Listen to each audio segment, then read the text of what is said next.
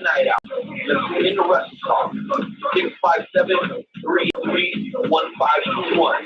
We'll be discussing WWE, NXT, Lucha Underground, ROH, fantasy wrestling, and we have some of the best dance interviews for professional and independent wrestling that you've ever heard. And I'm Joe Lamb. Ladies and gentlemen, buckle your seatbelts, keep your arms in the vehicle at all times. Let's talk begin in 5, 4, 3, 2, 1. Enjoy the ride.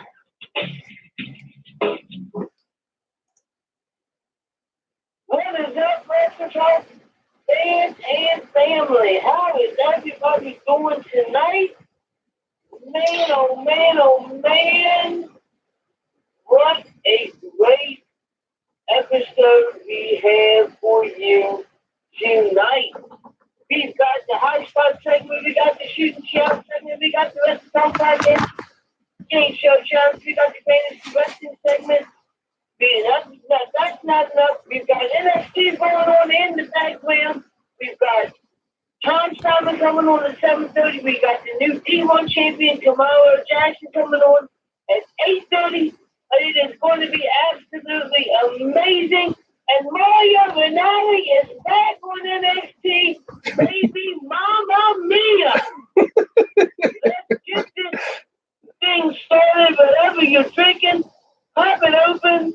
Whether it's water, beer, soda, whatever it is, pop it open and take a drink to the Wrestle Talk podcast with Joe and Renee.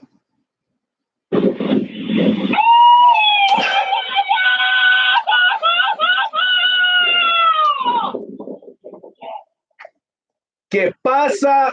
¿Qué pasa? ¿Qué pasa? Loyal members of the Wrestle Talk family, welcome back to the WTP for episode 275. Man, oh man, has shit hit the fan in the last week, and we want to discuss it with all of you, the members of the Wrestle Talk family. Man, Joe, I'm telling you, bro, I'm ready to bust at the seams right now with all the different topics and conversations that we're going to have today. A little bit of a rough day for yours personally. I started with my yearly review at work. I was very, very nervous, very anxious. Thankfully, I got an A, not an A plus, not an A minus, but I got an A on my review. So that part of my anxiety went away. But then I started thinking, man, it is the holiday season. Shopping has begun. Black Friday is behind us, bro. And I haven't bought one Christmas present yet, dude. So it's mounting, but I don't want to get too far ahead of myself, bro, because we have a tremendous show on deck today, man. You mentioned it. Camaro Jackson, Simon are in the house. We're going to be hitting the high spot segment here in just a couple of minutes.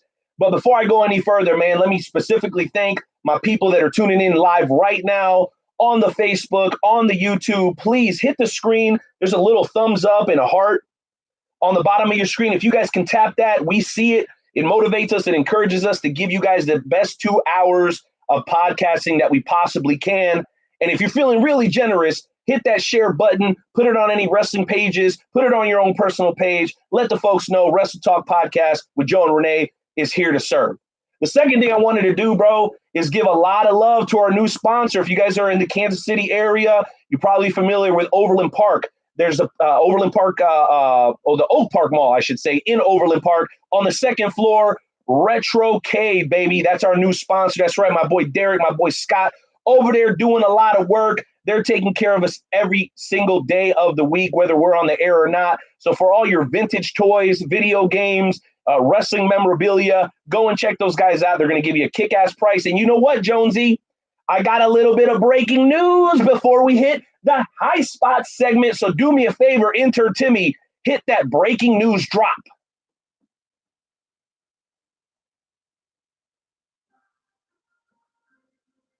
Thank you very much on that. I appreciate that. Great timing, guys. Here's what we're going to do starting in January. I have a Ricky the Dragon Steamboat signed action figure, and we're going to be raffling it off at Retrocade in the Oak Park Mall. So all you guys got to do is go there, buy a ticket for the raffle. If you win it, okay, you get to keep the Ricky the Dragon Steamboat action figure. And what we're going to do is we're going to take 50% of it and give it back to a local charity. And the other 50% will come back to the Wrestle Talk podcast to help us cover some production costs. So I don't know what we want to donate to. I know I love veterans. I know there's a lot of people out there suffering from cancer, you know, and I know that autism is a big topic that we've covered here extensively on the Wrestle Talk podcast, Jonesy. We'll maybe have to put a poll out on that and see where we can donate that money. But a Ricky the Dragon Steamboat signed action figure will be up for raffle at Retrocade at the Oak Park Mall starting in January, courtesy of your boys of the Wrestle Talk podcast with Joel Renee. So if there wasn't an incentive already enough to go up there and check those guys out, go up there and see if you can win yourself that action figure. I personally retrieved the autograph. We're going to have it authenticated. My boy Scott's going to help me with that. And you could be walking out with a Ricky the Dragon Steamboat action figure for like $2. I think we're going to be selling the tickets for like $2 a piece. So you can't really beat that, brother. It's a good freaking deal, and it's going to go to a great cause, and it's going to help the Wrestle Talk podcast continue to grow. Jonesy, tell me what you feel about that, man, because I think it's big moves, baby. Big time moves.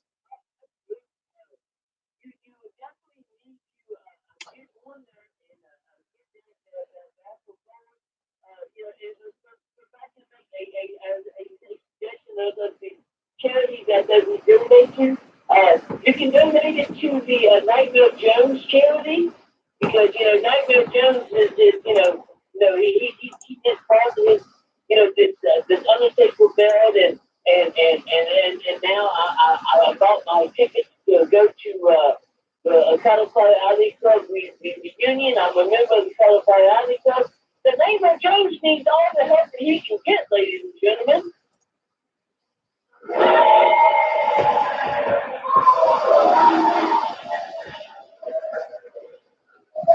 Jonesy, why do we have to get off to this kind of start tonight, man? I thought it was going to be a good night, and you're over here flaunting your $700 Undertaker belt, and we're trying to give money away to charity. What is wrong with you? There's no such thing as the Nightmare Jones Foundation. What are you talking about?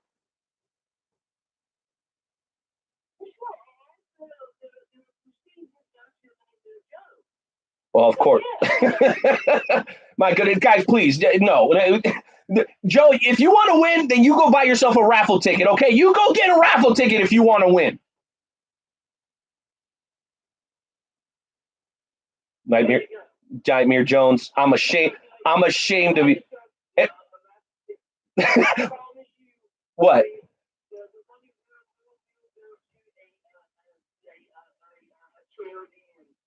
It's for a good cause, so just go do it. Yeah, and that action figure, by the way, is one of my prized possessions. I mean, Ricky the Dragon Steamboat, we're lucky to still have him. He does a lot of meet and greets, but getting an autograph from him is nothing cheap. Trust me. So yeah, we're gonna give you guys an opportunity to win it. And again, like Joe said, we're definitely gonna be sure to put that back in a place where where the money will be used properly and to help people that really need it. So all that said, as always, Retrocade, Everything Combat with Jay Hollywood and Pat Milicic. Thank you to Rathbuns Engraving for doing our Wrestle Talk podcast mugs. If you have them, raise them in the air like you just don't care. And if you don't have one yet, man, you're tripping, you're slacking on your macking, and you're slipping on your pimping. Hit your boys up at WrestleTalkPodcast.com so we can get you taken care of. And you can even have it custom engraved. The whole thing with the engraving is only $20 plus shipping. It doesn't really get any easier than that. Usually I have them out the door in about 10 days. So it's a good deal all the way around, no matter how you shake it. All that said, guys, we're going to go ahead and get into the swing of things tonight the way we always do. But before we do, we're going to ask everybody to remove their caps, place their hands over their hearts as we pay homage to the greatest country on God's green earth. And that's America, damn it.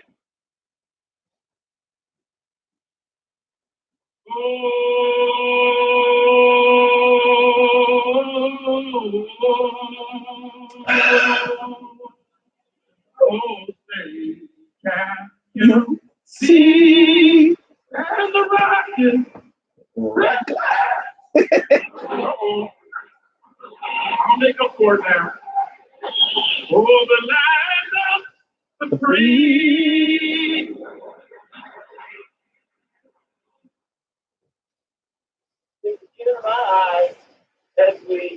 single time. Intern Jimmy, let's go and get into this high spot segment. We got a lot to cover. Let's go. First thing we have now. Taking over your radio.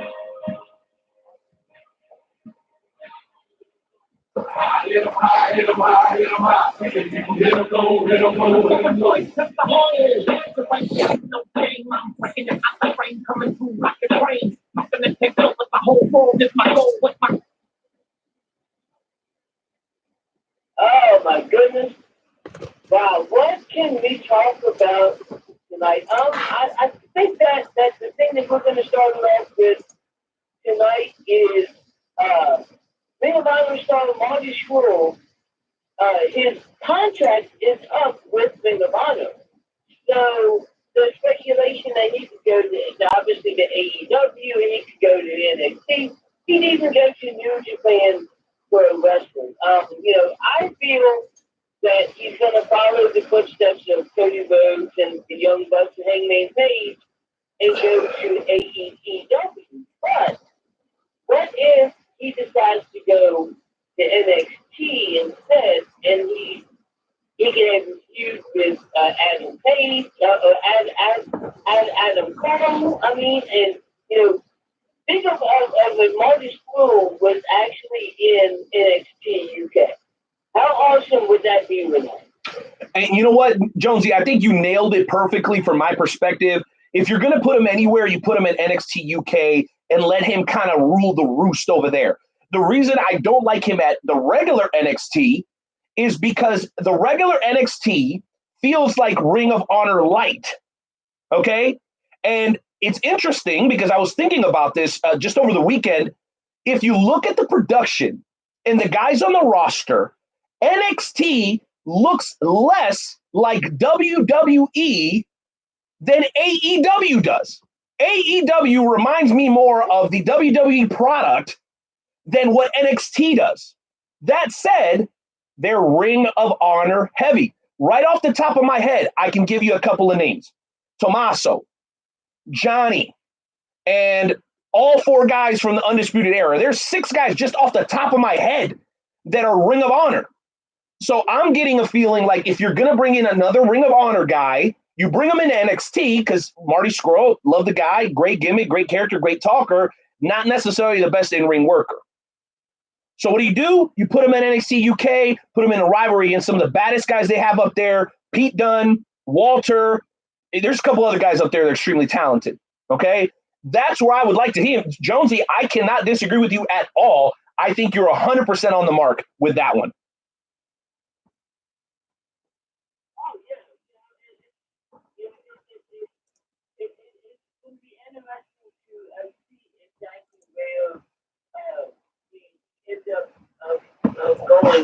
I got one.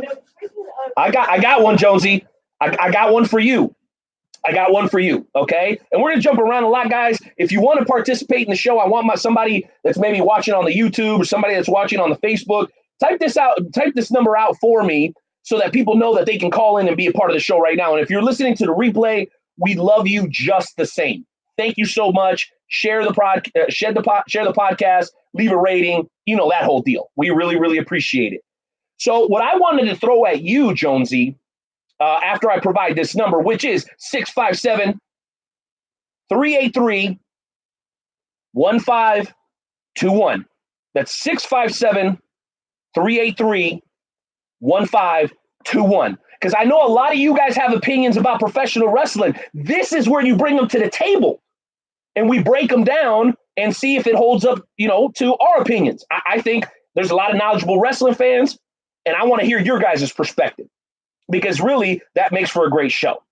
So dial that number, guys, 657-383-1521. Here's the one I was going to throw at you. So the much anticipated turn of MJF, not to heel, because we all know one of the better heels in the business today. Did you feel like his turn on Cody Rhodes was well executed? Yes or no? And why? Some and some are not. You could definitely tell that put him in on Cody Rhodes. Just with the way that MJF was acting. Like, you could tell that, he wasn't sincere, calling Cody Rhodes his best friend, and, you could almost tell that MJF is not being sincere. And if you know anything about MJF, you know that he is a master heel. So it did not really surprise me very much at all when he turned on Cody Rhodes. I'm going to be honest. Okay, so then answer the question. Did they or did they not hit a home run? Do you think they, because I heard kind of like a maybe. So is maybe your answer? Kind of? Is that your answer?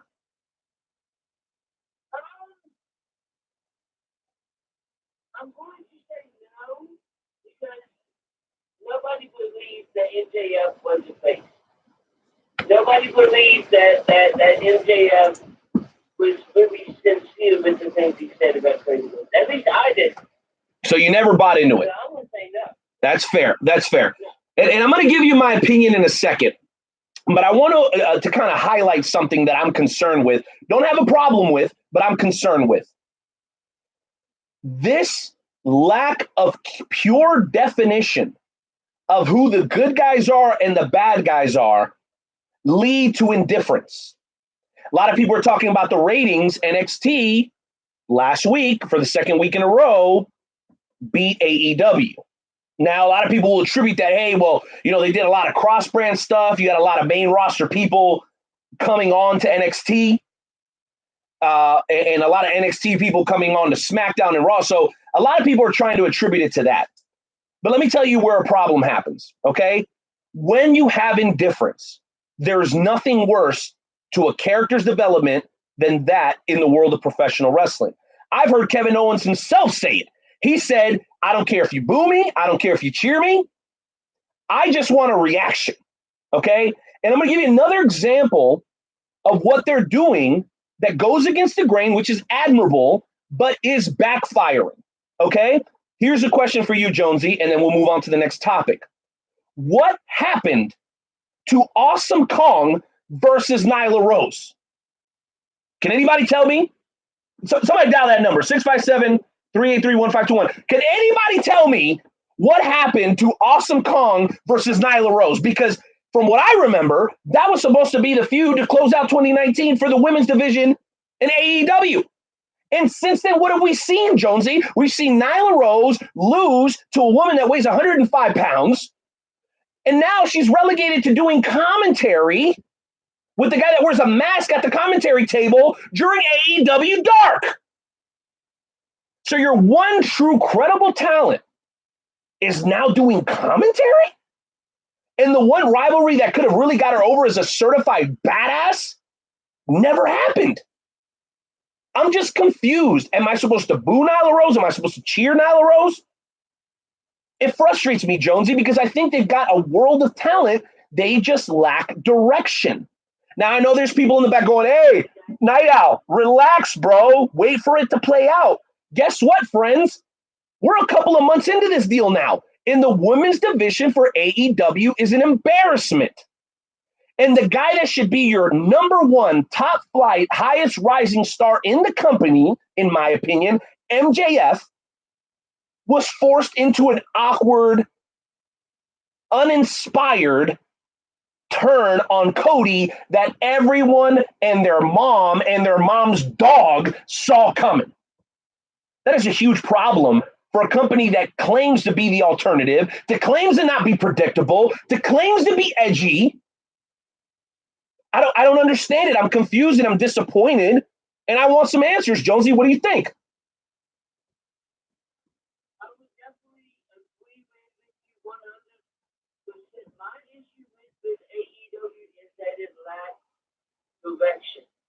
If you watch AEW, you don't really know who are the faces and who are the heels. But if you watch NXT, you know who are the faces, who are the heels, who you're supposed to cheer for, who you are supposed to boo. I don't know what happened with Awesome Kong against Nyla Rose. Last time we saw Austin Cole, she came out with Brandy Rose and she cut one of the lady's hair, and that's the last time that you've seen Austin Cole. Nyla Rose ends up losing to a girl that weighs probably less than 100 pounds. It doesn't really seem to be, something that should have happened. Because it's kind of like if Brock Lesnar was to actually lose to Rey Mysterio. You know that it doesn't make sense. And I feel that's the issue with AEW is they need to figure out how to get the direction that they're going. Because right now it doesn't seem that there's any direction. It just seems that they're coming out there wrestling. And they have a new group that they do.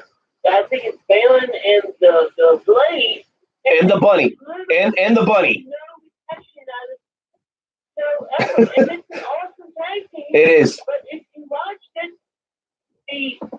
the announcers Dead. were literally louder than what the audience was. Like the audience was like if it was less than a mediocre the response for it. I absolutely agree. And then I don't even know what's going on with the other staple of the guys that wear the American. I don't even know what the hell. The Dark Order. The Dark Order. that's crazy. And you know what, Jonesy? We want to get reaction from the Wrestle Talk family out there, and we're going to get to you guys. I see a couple of people on hold already, so we're going to try to get to you guys before the 7:30 mark Central Time, because we're going to be talking to Tom Simon, a guy who's been in the business well over 20 years, referees, member of the board of directors down at USA Championship Wrestling, and also a well-respected member of the Cauliflower Alley Club. I know you want to talk about Cauliflower Alley Club. I know you're all sorts of hyped up and excited about that, Jonesy. Just hold your horses. You got to relax, because we're going to get to that with Tom Simon here in about 10 minutes. The other thing I wanted to bring up, Jonesy, and I know you had one other topic. I promise you we'll make time for it, was this situation at WrestleCade involving the Sandman. You heard it right, folks. There was a situation at WrestleCade down in South Carolina, I believe it was, and the Sandman is now letting his highly educated and evolved pro wrestling perspective be heard not by everyone, but specifically the women who were scheduled to wrestle WrestleCade weekend on the main event. One of those young ladies being the highly talented Jordynne Grace. Now, if you guys are not in tune with what Sandman said, allow me to summarize, okay? What he said, I'm having a hard time even getting this out, bro. I'm sorry. What he said can be described by one word. And here it is.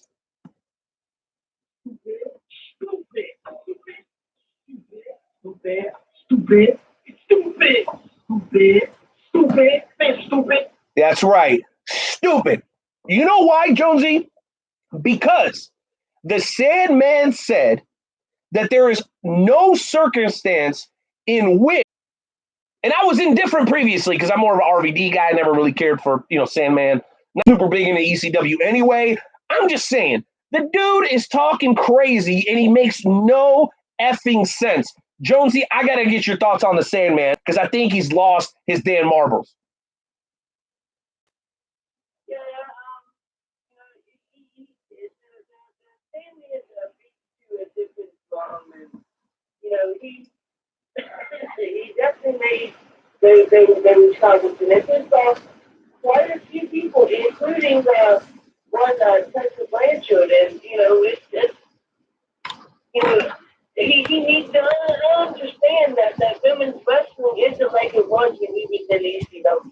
Women's wrestling has evolved 1,000% since he was in ECW, and so his thoughts and the comments were definitely something that he should have probably himself, 100%, because I don't know about you, but I wouldn't want to piss off Tessa Blanchard, and I sure as hell wouldn't want to piss off Jordan Grace, because Jordan Grace seems like she could probably body press me and toss me over the top rope with no issue whatsoever. Yep, probably.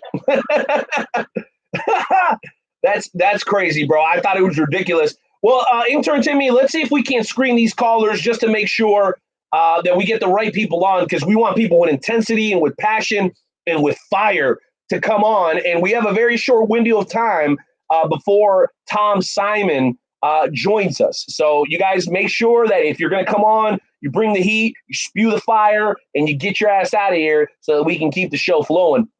While Jonesy and intern Timmy chalk up the callers, I did want to shoot out a huge congratulations. And this congratulations go out to two guys that I was very, very fortunate to see them in action at their very first match. I probably see these guys wrestle more than almost any other fan on the planet because they are homegrown right here in beautiful Kansas City. Guys, the Regal Twins will be making their New Japan Pro Wrestling debut on the 7th and 8th of December. That means this weekend at Lions Break Project 2. So go over to New Japan Pro Wrestling of America. Okay, that's New Japan Pro Wrestling of America. Give those guys some love. Tell them the Wrestle Talk podcast sent you. Like and retweet, because we're getting some local Midwest boys, them royal boys. They're going to be doing big things over at New Japan Pro Wrestling. And for all the negative stuff that we're seeing in some of the other promotions, and I'm not saying that AEW isn't doing a good job, I was just pointing out some things that are concerning to me. You know who's doing everything right as far as I'm concerned? I've not seen anything that really makes me feel like they just don't know what they're doing.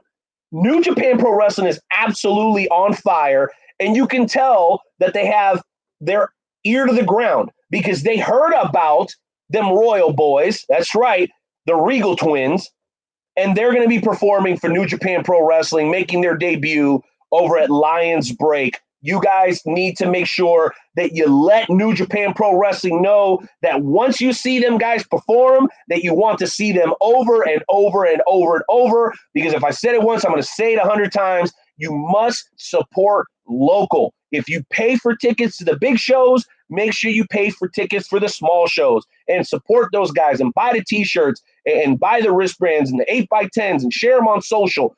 That's what we have to do to make sure that the sport keeps growing. I know a lot of people want to credit TV and the internet for the growth of professional wrestling. That's all well and good. But you know how people discover it? It's still good old-fashioned word of mouth like it always has been. So shout out and much love to the Regal Twins making their New Japan Pro Wrestling debut over at Lions Break Project 2 on the 7th and 8th. Make sure you guys go over to New Japan Pro Wrestling 1972.com for more information on that.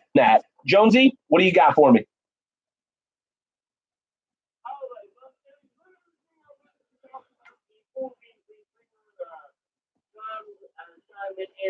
And that is, they have read a article that Tommaso Ciampa was talking about how when he was in the Ring of Honor, his contract was up, and he was in the negotiation, to renew his contract, and he was hoping that when they renewed his contract, that he was actually going to be able to do wrestling full time. He wasn't going to have to worry about wrestling and also having a job as well.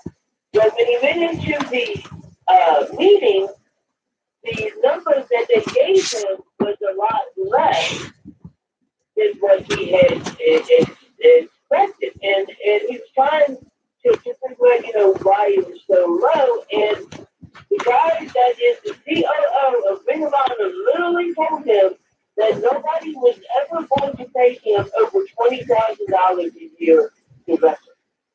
At that point, Tommaso Ciampa said, well, I didn't know you guys really felt about me that way. and literally walked out of the meeting and signed with the WWE. And look at where Tommaso Ciampa is. He is the new guy with NXT right now. So, like, he was literally told that there was nobody that was going to pay him over $20,000 a year to wrestle, and now the guy's making more than enough money to know he never has to work a second job again. Because, as you know, a lot of wrestling is not their only job. A lot of times they have to have a second job just to make ends meet. And, so congratulations to Tommaso Ciampa for, doing what he needed to do, and look at where he's at now. Well, you know what, man? I could not be any prouder of a guy like that who made his bones nearby, Jonesy. I know you may be aware of this. He spent some time in Troy, Missouri, honing his craft at the well-respected World League Wrestling, where, the late, great Harley Race closed out his career as a teacher and as a trainer. To me, stories like this, unfortunately, are far too common. It wasn't but a week or two ago that Kevin Owens told a similar story. And let me just say this, and I'm going to tie it back to the Wrestle Talk podcast, and we're going to move on to Tom Simon. You never know what lies deep inside a person until they are provided the confidence and the platform to do what they do at the highest possible level. When we look back and think about that particular situation, Jonesy, you ask yourself, would Tommaso Ciampa have reached his pinnacle sooner had it not been due to the lack of confidence that the folks at Ring of Honor had for him? So not to kind of be a Monday morning quarterback or anything like that, but I think it's fair to look back and say this. Now, who looks like an asshole? I'm sorry, but Ring of Honor is starting to sound quite ridiculous according to reports. I claim to know nothing 100% factually. But let's be real. They got it wrong with Kevin Owens, and now they got it wrong with Tommaso Ciampa. Oh, yeah, and by the way, they got it wrong with Kelly Klein. So they have a track record of more or less defaming and holding back their talent. So what I got to ask myself is this, Jonesy, how much sooner would Tommaso Ciampa have reached this level had it not been for Ring of Honor holding him back? Because apparently at some point they felt like he was holding them back. So be careful who you burn on the way up, ladies and gentlemen. Be careful the bridges you break on the way up, ladies and gentlemen, because there's a chance that on the way back down, you may have to cross those same bridges. And Ring of Honor right now would give their left nut to have a guy as relevant and as hot as Tommaso Ciampa. And geez freaking Louise, did you see what he did at War Games? It was insane. He came back from neck surgery in 6 months and took the nastiest bump of the night in that War Games match against the Undisputed Era. Absolutely incredible. I tip my cap to you, Tommaso Ciampa, especially because you're a bearded dude with no hair up top, and I got extra respect for you for that. But it's awesome to see when people are able to rise from the ashes and really hit their stride when they are afforded the confidence and the platform to operate at the very highest level. People can do incredible things, Jonesy, when they're afforded that. And I'll tell you what, that is the same goal. That is the same objective that we have here on the Wrestle Talk podcast. We're not perfect by a long shot. We got a long way to go. The video quality could be better. The sound quality could be better. We got some people that don't show up. All those things are going to happen. But we're going to keep on trekking. And one day, it's going to be one of the biggest podcasts in the pro wrestling world. I guarantee it. I guarantee it, because we're going to put the work and the effort in, and I know it's going to pay off in the long run. All that said, Nightmare Jones, I think it's about that time because I'm ready to talk to our first featured guest of the evening. Intern Timmy, cue up that music as we welcome back a current and long-standing member of the Wrestle Talk family, the well-respected Tom Simon.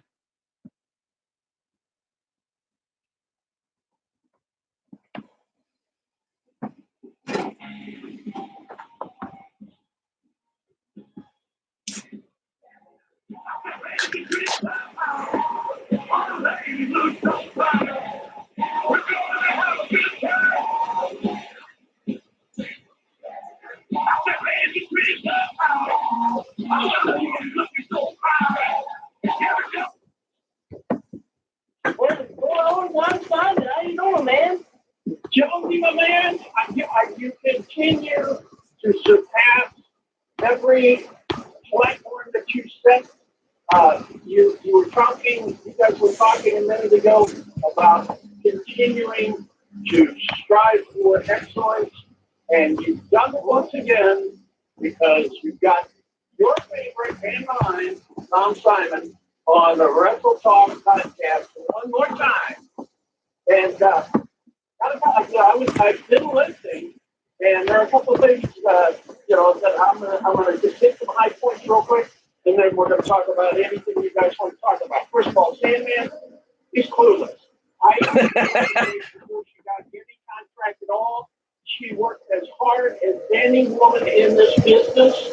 And when we were in little bitty town Tennessee, and she was working 2 matches a night, Jordan was just the sweetest thing as she could be. I love her dearly, and I'm just tickled to death that she has the opportunities that she has now. Shannon, you're clueless. You have no idea what good wrestling is. I mean, you are a trash can. I mean, you put all the wrestling talent you have in there, you put it in a teeny tiny wastebasket, and there's still room left over for all the beer cans you have. On your forehead. I just think you take one too many Singapore King shots in your time, Sandman. You have to know when to speak and when to shut your mouth. Tessa Blanchard, excellent. I mean, such a background, such a heritage, and she has worked her ass off, just like Jordan Grace, just like Santana Garrett. I have known Santana Garrett for years. And Kenny, God rest his soul, he did it right, training her and giving her opportunities to go and work. There are ladies out there right now, and not just the ones you see in WWE. There are ladies out there in every promotion that are working their asses off just to stay even, because there are a lot of promoters out there that will not give them the opportunity. Screw them. They're missing out on a great thing. One other thing you guys were talking about, you pay the money for the big tickets, the WWE and all these big shows. If you took that money from one ticket, you could go to wrestling shows, independent wrestling shows with very good talent for 2 months.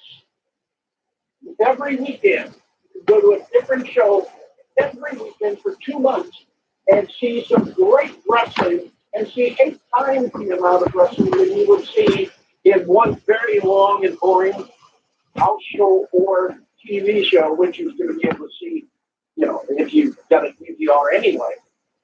I've been to South Broadway Athletic Club in St. Louis, Missouri. It has been there for, more years than I want to think.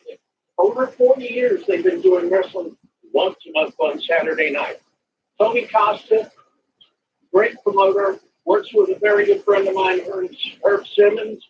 Herb Simmons worked with Larry Madison for a number of years. Herb still has his SICW, Southern Illinois Championship Wrestling, in East Carondelet, Illinois, along with Swansea and a number of other towns in the southwestern Illinois area. These guys are the ones that are keeping the business alive. And with Herb Simmons, he doesn't hide anything. He tells it like it is. They've got their little cable access show, but they have sellouts after sellout, no matter what building they're in, whether it be the community center in East Carondelet or the Bell Fire Fairgrounds Arena, where they put a couple thousand in there. That's where Bruce Brody used to come and wrestle for Larry Madison all the time. He did. Amazing independent wrestling. Also, USA Championship Wrestling is still hanging in there. Bert Prentice, my good friend, your old buddy, Bert Prentice. They had to cancel their show this weekend because of scheduling conflicts with main event talent, but they're going to have a show coming up on January 11th. Jerry Lawler's going to be there, and he will wrestle because he has a wrestling agreement with WWE to be able to wrestle independent shows, especially for his buddy Bert Prentice. Yeah, but I got that off my chest. How you guys doing? I love it. Tom is always ready, man. Always ready. Go ahead, Joe. I am doing absolutely amazing tonight. I finally joined the Colorado Alley Club, and I got my tickets to go to the Colorado Alley reunion show. So I am thoroughly excited for April. Oh, it is going to be amazing. This will be my 10th year at the Cauliflower Alley Club. It all starts out on Sunday night and Monday night with two different wrestling shows. A number of very good independent wrestlers and a couple of contract guys. We had Brian Blair was supposed to do a Riddle, and Rock tried to pull a fast one. So since Ryan's physical wasn't clear by the state athletic commission in Nevada, they're kind of strict out there, and he was having some back problems. Rock brought some guy out to take his place, and then Brian just happened to have back in the dressing room a guy named Matt Stryker. And then Matt Stryker came out and wrestled. Great show. It's always a good show. It's always a lot of fun. It kicks off with the Casino Royale Battle Royale, which is the largest battle royale. I don't care what anybody says. A couple of years ago, we had over 60 wrestlers in the ring at one time. And I was announcing the match. Yeah, tell me about it. And I was actually doing the ring announcing for that match. So not only did I introduce them all, I also called when they were eliminated. And basically, I didn't sit down. I walked around the ring and was just right almost in the middle of it. Thank God nobody threw me in there. But there's two nights. Women have a battle royal too. Some great women's wrestlers, Andrea the Giant, Kat Von D from Canada, Malaya Osaka was working the show. And I love Malaya. I've known Malaya for years and years and years, all the way back to WLW's first TV tapings in Springfield, Missouri at Remington's. 2000. It's been that long ago that Harley and the guys were going in at it, and now we're still at it. After all these years, we saw Chris Ledoux the night before our first TV taping. It was Malaya Osaka and Greg Valentine, and I was fortunate enough to tag along. Great concert at Remington's, and then the next day we did 3 wrestling shows, so that was fun. Wow, yeah. I know that I'm excited, and I know that Renee is excited as well, because this is an opportunity for the podcast itself to grow even more, because there's going to be so many people that we're going to be able to talk to. That we were going to be able to get on the podcast, right, Renee? Man, it's very, very exciting, Joe. We've been supporters of the CAC for a couple of years now, like the last 3. And this is going to be the first time that we're actually going to take that step and make the trip out there. And a lot of it has to do with the encouragement of guys like Tom, who always have great things to say about it. So, yeah, absolutely, Joe. I'm elated and excited and anxious for the day to arrive so we can head out to the CAC? The reunion is actually the 27th through the 29th of April, and it's at the Gold Coast Hotel and Casino in Las Vegas. The best part about it is when you get there, a lot of us come in on Saturday night, so that gives us a free night. I'm coming in on the 25th. The 26th and 27th are the nights where the wrestling shows take place. During the day on the 27th, the Nostalgia Room opens up, and there are all sorts of tables, memorabilia, some wrestling organizations and some wrestlers have tables there where they can do their merchandise and everything else. On Tuesday night, the 28th, they have what they call the Baloney Blowout.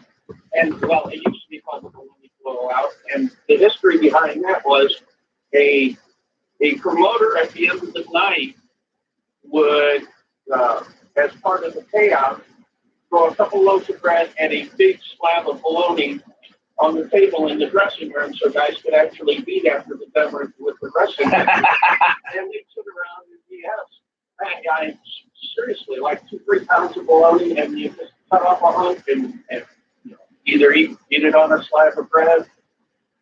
But it is now the Octweeple Blowout, named after the former president of the Cauliflower Alley Club, former AWA World Champion Nick Octweeple.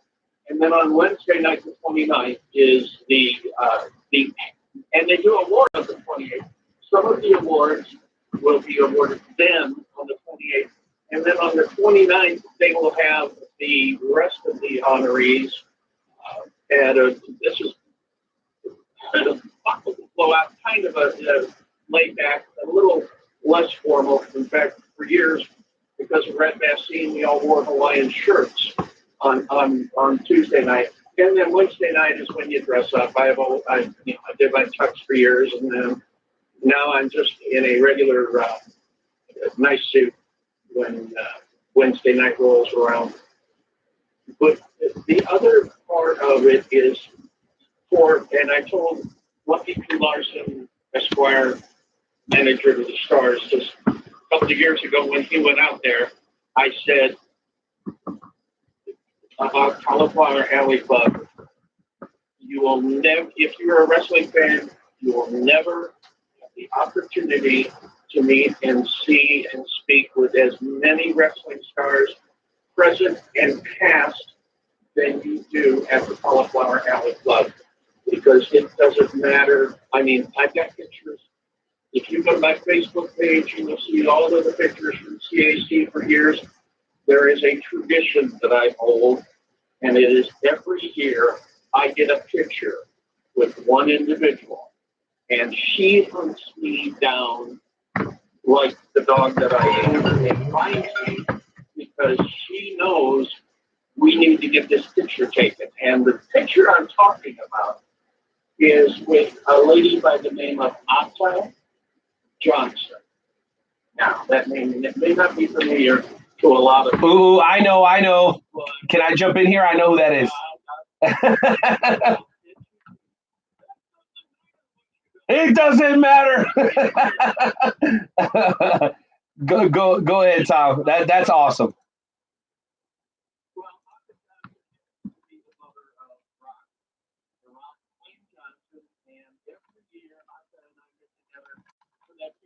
Generally, it's on Sunday night before the whole track starts.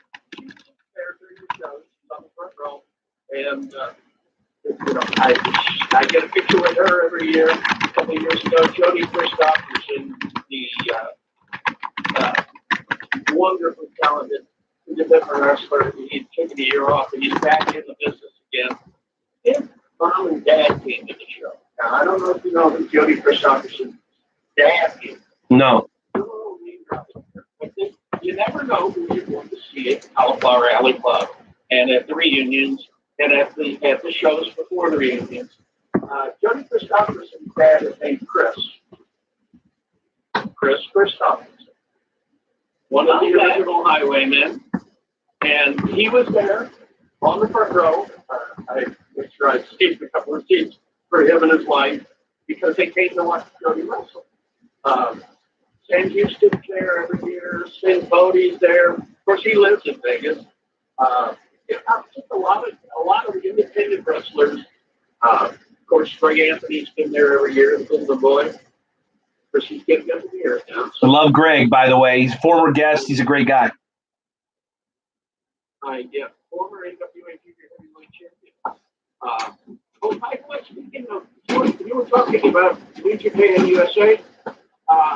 Another, besides the Wrestle twins, one other young man who is going to also be appearing out there is a young man that I am very familiar with my association with traditional championship wrestling for years here in Arkansas, and that would have been the former Americos, 50 caliber Barrett Brown from Texas. Barrett worked for GCW for years and has really dedicated his life to his craft.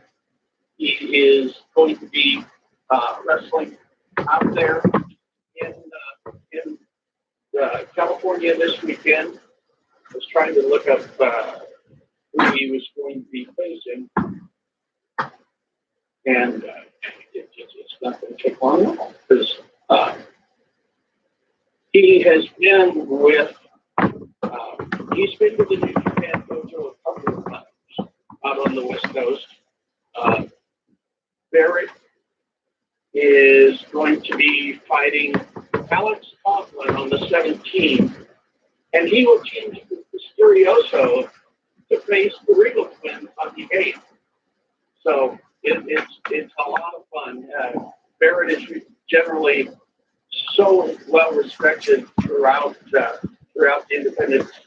A lot of wrestling in Texas and Arkansas.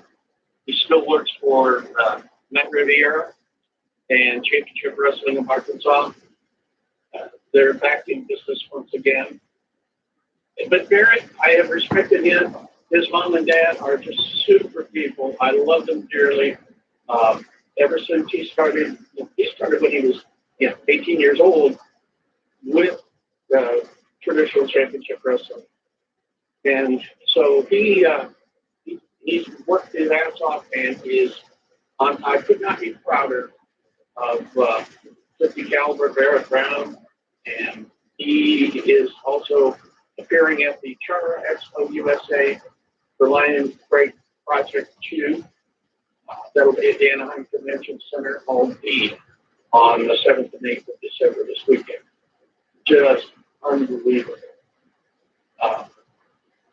It's amazing when you go through life and you run into people here and there and you figure, gee, that's really neat, and you go, yeah, he's okay, but he looks like he works hard, and sure enough, he comes out and has elevated himself. Since 2010, he has elevated himself so much, and he is just a technical expert in the ring. He is absolutely got my total respect. BarrettBrownPro.com is his website. You want to see a little bit of him? That's the place to go. Just it's a lot of fun when you see guys that you have worked with make it into big time. Guys like Ace Steel. Of course, you guys know Ace, I'm sure. Absolutely. Chris Guy. And he is now a trainer at the Performance Center. And he and Lucy have moved to Florida. Lucy was one of my Santa's helpers in Boonville, Arkansas, 7 years ago for a wrestling show. We did a Christmas show. And she and Stacey O'Brien and Heather Patera, all three of them were my Santa's helpers and escorted me to the ring when I began the night as ring announcer for TCW. Talk about blessed. I absolutely love them.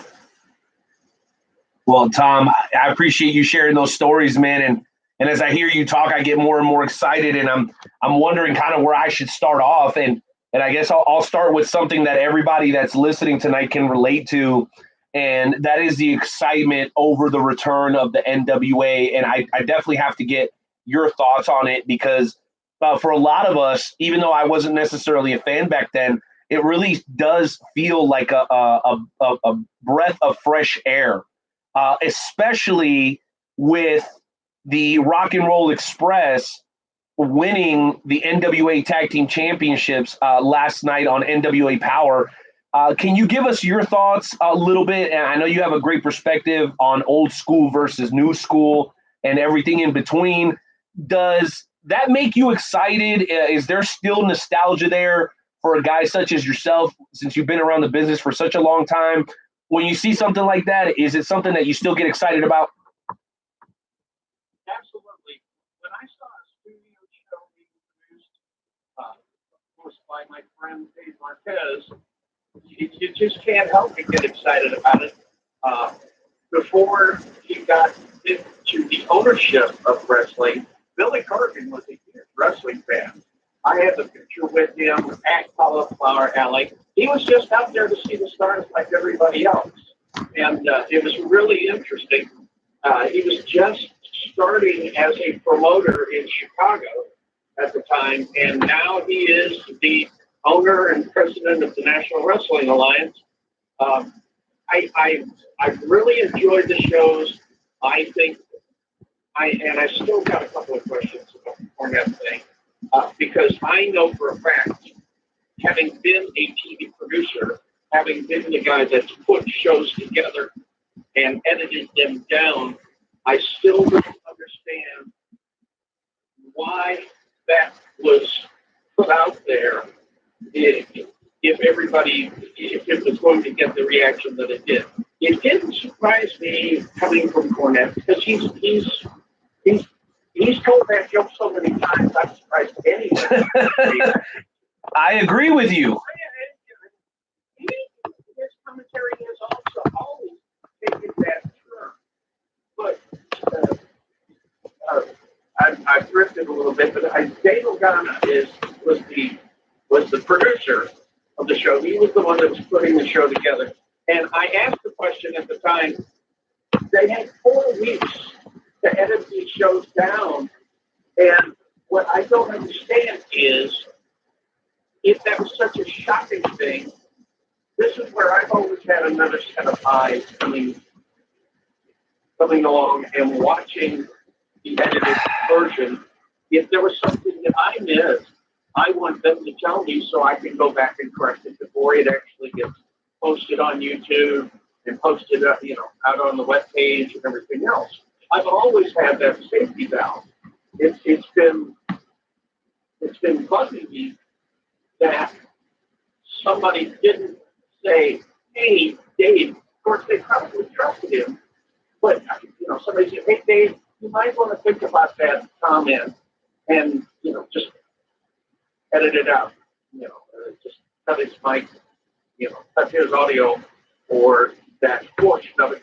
Had that happened, they wouldn't have had to go back and done an empty studio match. They wouldn't have taken the huge beating that they took. But all in all, I'm still, no promotion after 9 shows is going to be made or broken. You can't make or break a promotion on 9 shows. You can slow down the momentum that they had, certainly. And that's what's happened, I think. A lot of people in shows 7, 8, 9, a lot of people haven't watched the show as much as they did. We had some great viewership for the first 6. And then the wheels fell off the cart. Ricky and Robert, I've worked with over and over again. It doesn't matter where it is. Ricky and Robert have showed up. They've worked for USA Championship Wrestling. They've come to the historical Oman Arena in Jackson, Tennessee, and wrestled there. In fact, Cornette was their manager the night that they wrestled there. That was huge. I enjoyed that. And Lucky P. Larson got wore out by Cornette's tennis racket. With my Ricky and Robert. Yeah. Well, I absolutely love that perspective. And I had to know kind of what you thought about it, because clearly the fans are thirsting for something different, and something different isn't necessarily always something new. Very similar to what we see in fashion, Tom, things come and go, but they always kind of find a way to come back. We've noticed bell bottoms recently, skinny jeans, all things we saw in the late 70s, early 80s are kind of making their way back around again, and it's in style, you know. So I want to applaud them, and I, like you, I'm somewhat disappointed that the NWA decided to move in the direction that they moved in. From what I understand, Jim resigned because he was asked to issue an apology for something that he felt like he didn't want to apologize for, and clearly, I'm sorry. Go ahead, Tom. It wasn't. Cornette was going to apologize for it. He, in his mind, didn't think that it was offensive. And that's Jim Cornette. I mean, I'll tell you what, if you go back, and this is what really, it just in general, pisses me off that people will go back 30 or 40 years and see something that offends them now. But they go back and they say, oh, you can't show this anymore, you can't show that anymore, because it offends people. You know what? If you're offended by something that you see on TV, turn the damn set off. Change the channel. Don't screw with my TV. Don't screw with my wrestling. Don't screw with my TV. Because I don't care what you like and what you don't like. Don't take your snowflake ass somewhere else, because I enjoy good, hardcore, old school wrestling. They're going to take a break. They're going to do their pay-per-view on the 14th. Yeah, NWA is. Into the fire. Yes. Into the fire, yeah. And then they're reaching around and they're going to do more tapings. They called this the end of season 1. And I think maybe if they just take a little breather, let things cool down a little bit, and then come back with the studio wrestling like they had before. I just absolutely love it. The guys that are doing it know what they're doing. And I'm sure you know who David Marquez is. I see David every year at CAC. He always sneaks in from Cali. And Dave and I started out, we talked about World League Wrestling. It was World Legion Wrestling when it started out in 2000 in Springfield, Missouri. It was Harley Race and Bill Ash was one of the bookers, and Carl Lauer was in there too. And Harley bought them all out and kept going. But Dave Marquez was the one that did the TV back in 2000. He produced the World Legion Wrestling TV shows, and I still have those on DVD. And I watch them every once in a while because it's just like everybody else. It was the last professional appearance by Gordon Sullivan as well. And Gordon, I've met Gordon's son, Gennard, and he's at Cauliflower Alley every year, and he's writing a book right now about his dad. And Gordon Soley was there. My friend Steve Murphy from St. Louis was doing interviews for them. It was a great time then. We had Dan Severn there. He was the NWA champion at the time. And his pyro went off, and the fire alarms went off, and the power went out, and they had to reset everything so that we could continue on with the taping, because they didn't consider that the pyro would have set off the smoke alarm. But those are some of the things that happen. Wrestling. So, okay. That's. It was funny the way that Gordon Soley tried to come forward. They sent it to a friend, and he says, "Well, there's some sort of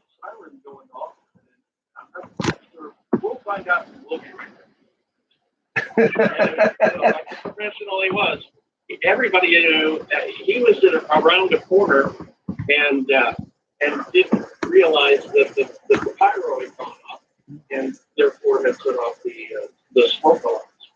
But then, I mean, studio wrestling, of course, that's the last TV that I've done was studio wrestling over in Jackson, Tennessee for USA Championship Wrestling. I was the producer for that show.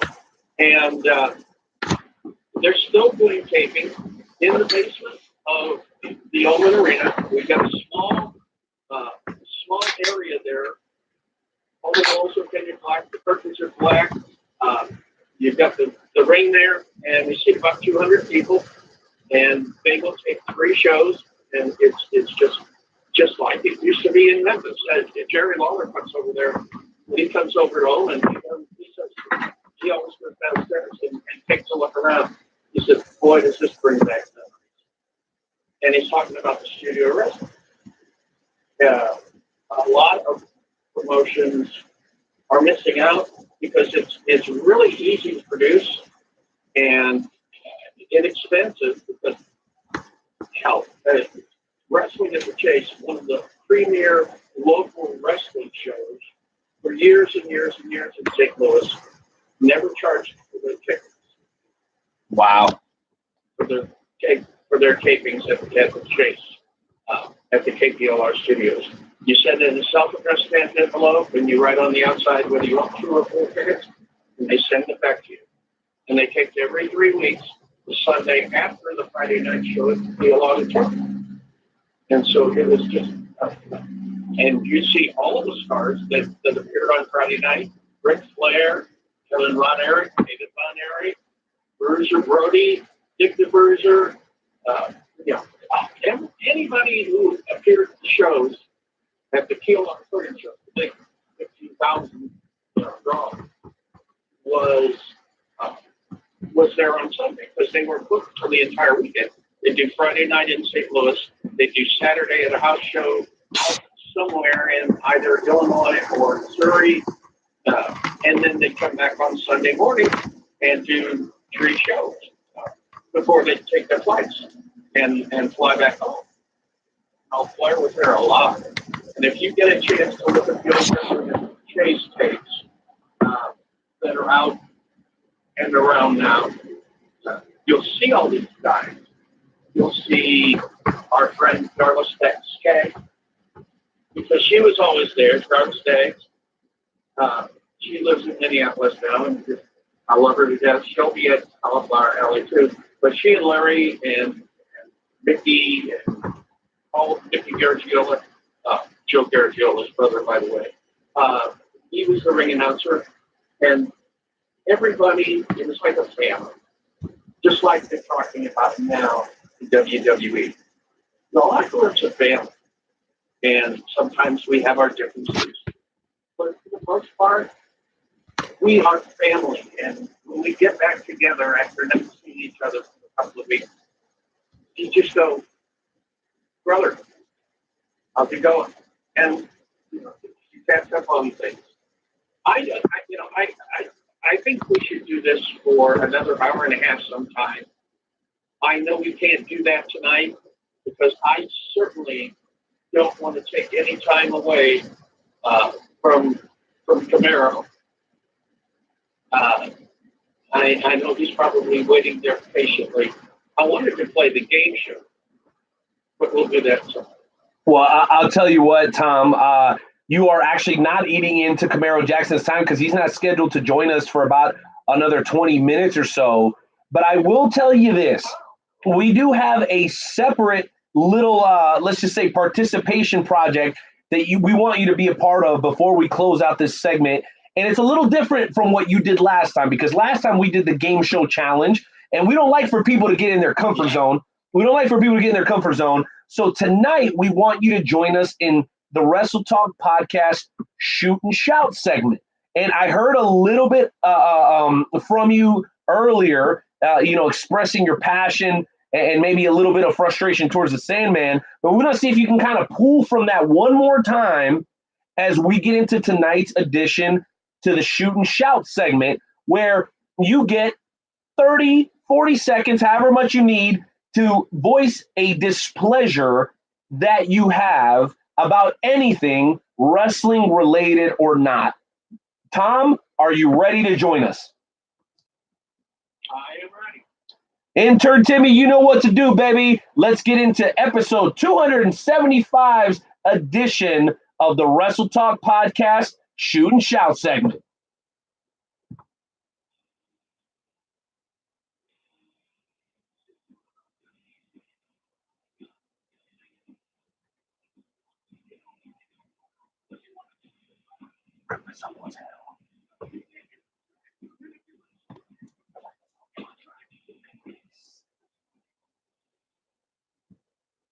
All right, Renee, who's starting this puppy out tonight? You know what? I'm going to go ahead and start it out.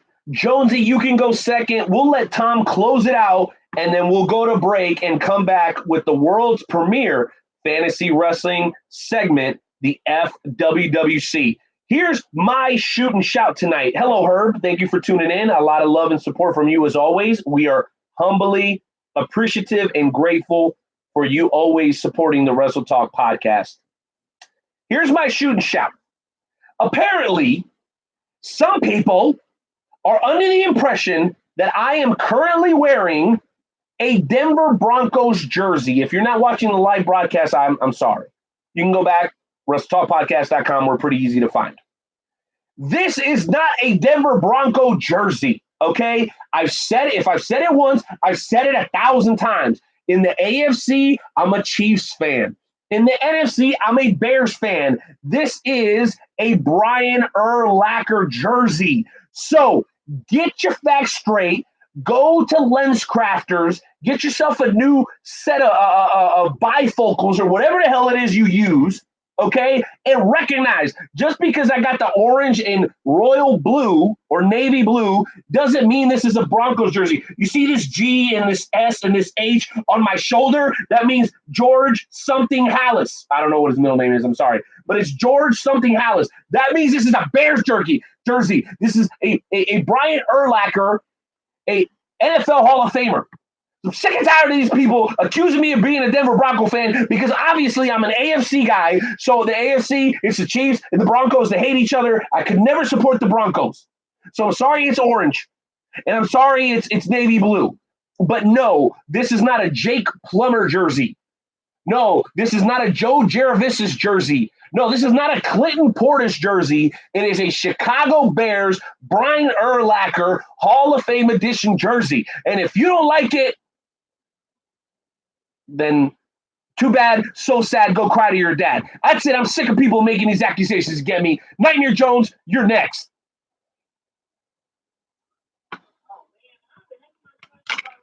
Sick of it.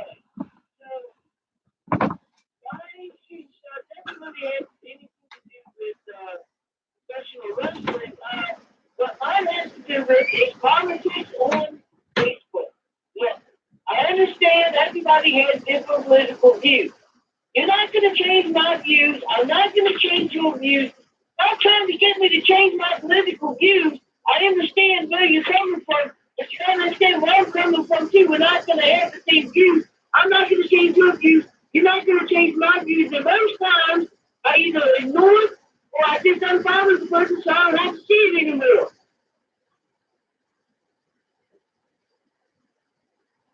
So, yeah. All right.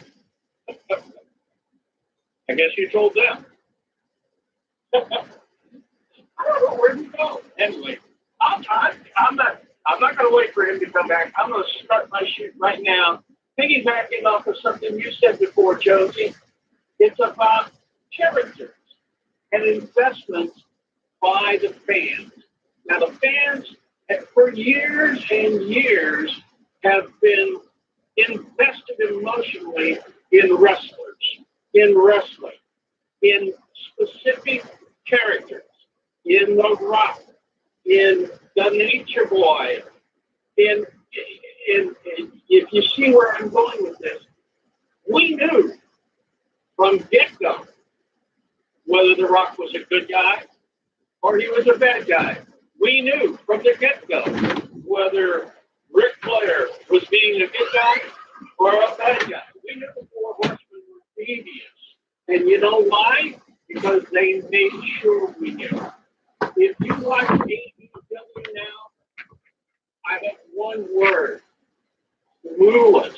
They have the perfect opportunity to establish great characters, baby faces, and heels, and yet everybody saw MJF's heel turn coming from the first week. He was a heel the first week, and then he got the coach. I mean, his first match on AEW was a terrific match, and he was healing like nobody's business.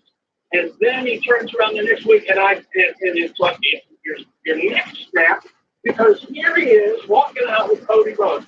What the hell are they thinking of? You know, you've got a lot of good wrestlers. Pick a side, pick a spot. You guys could set up some great rivalries and storylines between these guys, you know. But the problem is you're burying half of the crew because you don't have that emotional investment that you want as a wrestling fan, that you want to have. And AEW, wake up, smell the coffee, get your writers in a room, lock the damn door, and figure out why everybody else in the business has been so successful for so many years. It's a storyline that they want. And it doesn't have to be very deeply developed, although I love a storyline that is stretched out for weeks and weeks. Everybody hates Lana, but you know what? They have taken their time on that storyline, and they have invested a lot of time in it. And people are starting to buy into it now, especially when Lana and Lashley got arrested on Monday night. But the story continues.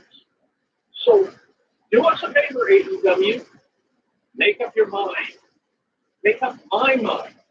Because until you invest some time and characters and storylines instead of hot-shotting every week, until you do that, it's on my DVR. It's not on my live watch list.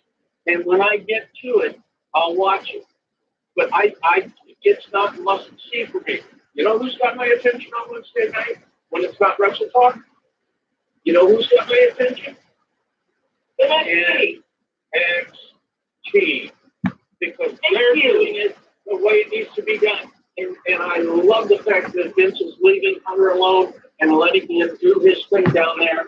They are doing so much more with character development and everything else that these guys down there are doing it the right way. Finn Balor wanted to go back because he was buried on the main roster. And you know what? The main roster is now NXT. You've got good character development. You've got good storyline.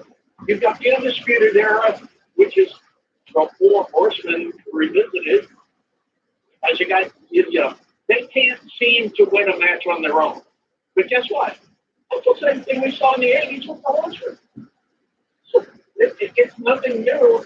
There is no such thing as a new storyline. It's just the way you present it. So I know I ranted a little bit longer, but I think my point was very, very necessary. I'm done. And that's all I got to say about that. Oh my goodness. Listen, I'm going to say this at the risk of potentially insulting Tom Simon.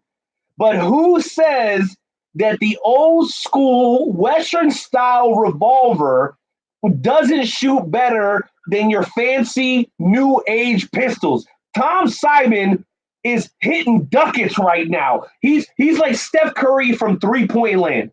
This man is on fire, and his passion for professional wrestling continues to elevate itself and to be more intense every single time we talk to him on the Wrestle Talk podcast. Tom, sir, you are like a fine wine. You continue to get better with age, and Lord willing, we will see you at the CAC in April, man. Thank you so much for being a loyal supporter of the Wrestle Talk podcast. Thank you for not pulling any punches. And thank you for bringing the heat. My goodness. You, sir, are the man. Thanks, guys. I appreciate it. I always enjoy myself when you had asked me on here, and I fully support the Wrestle Talk podcast. You guys just seem to have a lot of fun on Wednesday nights, and it's must listen to podcasts. Everybody's got a podcast nowadays, but the quality rises to the top. The cream rises to the top. Oh, yeah, brother. You guys, have a great evening. I'm going to go eat some lasagna. Hey, some lasagna. Say goodnight, Jonesy. Manja, manja. Good night, everybody. Good night, Tom. Jonesy, you know what we got to do, man. We got to take a quick break, guys. We're going to go on a break for about a minute and 15 seconds, and then we'll be back maybe with a couple of callers from the world's premier fantasy wrestling promotion, but definitely with the one and only brand new Dynamo Pro Wrestling D1 champion, Camaro Jackson. We'll see you guys in a minute. Peace.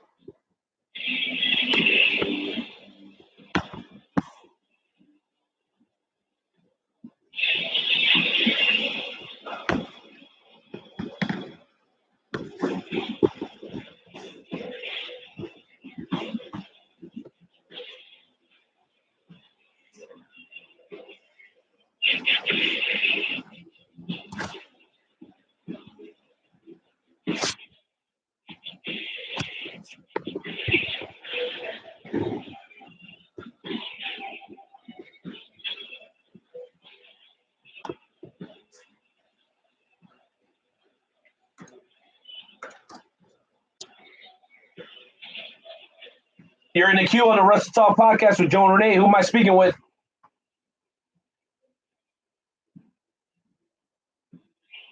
You're in the queue. Who's this? You're in the queue. Who's this? Woo! Hang tight, baby. Camaro Jackson coming in about 5 to 10 minutes. Hang tight.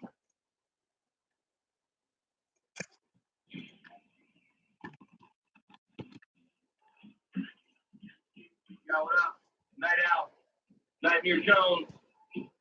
What up, Wrestle Talk fam? Do it for y'all. Check me out. Kick in the door, waving the 4-4. Even them haters can't hate us no more. Unlock your door, cause we got some more. Every Wednesday we here, Keeping it raw. night out, nightly jokes and all the best guests. Like a double barrel pointed right at your chest. Wrestle Talk Podcast.com. Smashing and killing it like a night at a prom. Ladies and gentlemen, welcome back to episode 275 of the Wrestle Talk podcast. We got about 5, maybe 7 minutes before we're joined by a man that's always doing 100 miles an hour. That's right, the one and only D1 champion, the brand new D1 champion, Camaro Jackson. We already got people on hold waiting to talk to the man himself, the new, again, Dynamo Pro D1 champion, Camaro Jackson. But before we get there, we're going to spare a couple of minutes and take a little bit of a sidetrack to highlight the world's premier fantasy wrestling promotion. I got a couple of callers on hold. I got a couple of people coming off some pretty big-time matches. Oh, shout out to Louise. Shout out to JJ. JJ, rocking that jersey you gave me, baby. I'm getting a lot of heat. I swear they think this is a Denver Broncos jersey. That's blasphemous. Tell them, blasphemous. Brian Urlacher, Hall of Fame, orange on orange, Chicago Bears jersey. Tell them so they act like they know JJ. My goodness, getting so much heat. Anyway, guys, we're going to keep it going because we got a couple of callers from the FWWC. More information on the FWWC over at WrestleTalkPodcast.com/fantasy wrestling. That's WrestleTalkPodcast.com/fantasy fantasy wrestling. First and foremost, we're going to bring on an individual that always tends to make things a little awkward, a little tense, a little scary, if I might add. Ladies and gentlemen, hailing from the deepest, darkest corner of Crystal Lake, not Jason, but Mike Voorhees.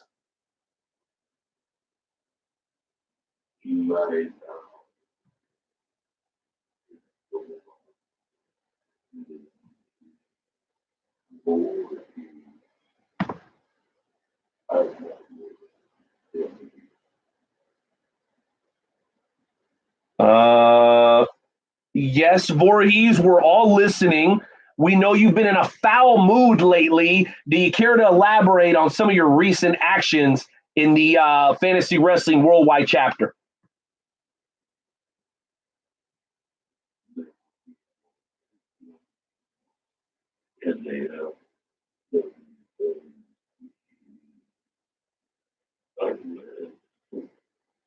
Certain things happen for me, but I want to hold my Mercedes to that unless I have to. All right, ladies and gentlemen, Voorhees in a terrible mood. Voorhees, I have one quick question for you. What is your objective? I mean, we're a fantasy wrestling promotion, okay? And we're very proud of that. We're not scared of people calling us some sort of corny E-Fed. We don't give a damn, okay? The FWWC gives an opportunity for people who can't be actual wrestlers to live out their dream and be wrestlers. Everything minus the in-ring stuff. People with disabilities, people with financial issues, people with different situations that doesn't allow them to be the people or the competitors or the athletes that they wish that they could be. The FWWC provides that opportunity. Voorhees, I hate to tell you this because I got Camaro Jackson in the bullpen ready to throw a couple of strikes. So I'm going to ask you for your final thoughts before we let you go here tonight. What's on your mind? The universal champion, Brother Brown Bear, or as you call him, the Bishop, he will see me very, very soon. Okay, it looks like we lost Voorhees there. I don't know, the Cricket Wireless connection down at Crystal Lake must not be all that great. Voorhees, we hope to hear from you a little bit more later on this week during the FWC podcast. We got to speak through you guys because we got to make sure we give Camaro Jackson the respect that he rightfully deserves. We got one more caller from the FWWC that's going to be joining us, and that is the women's champion, a gal that's never afraid to express her mind and to give people a little shit when they need it. La Familia's very own, the women's champion, Hardcore Sis. Good evening, everybody. You know, one of the one things I tell you, y'all have to stand down. You know, the Queen of Hardcore just keeps standing up down here. You know, he just needs a good kick in the head from a hardcore woman, and that would be me. So you took offense to that? He's an idiot. Hardcore Says you took offense to the Sandman saying that women, because we're going to ask Camaro Jackson that. He's had an opportunity to compete against some of the very best people here in the Midwest. And I know that he's trained alongside some very talented women. So we're definitely going to get his thoughts on that here in just a couple of minutes. But did what Sandman say really piss you it pissed you off that much that you had an opportunity, you might put hands on him? Because it sounds like you're very upset.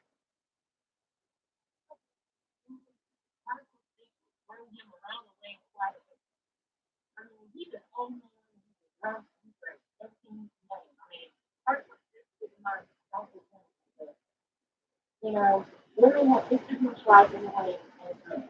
And believe me, I have taken on quite a few men here in the FWWC. As a matter of fact, the last caller there, I've taken him a few times in the FWWC. Well, not speak. So, Ain't nobody hurt for people step up to. Love to hear that.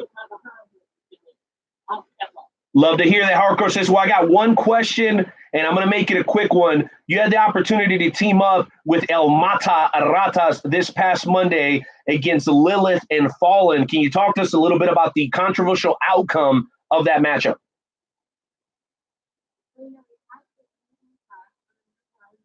But at the end of the match, I thought the two ladies were I thought they were smart because unfortunately for them, there were 4 members of Lost Civilian on one side.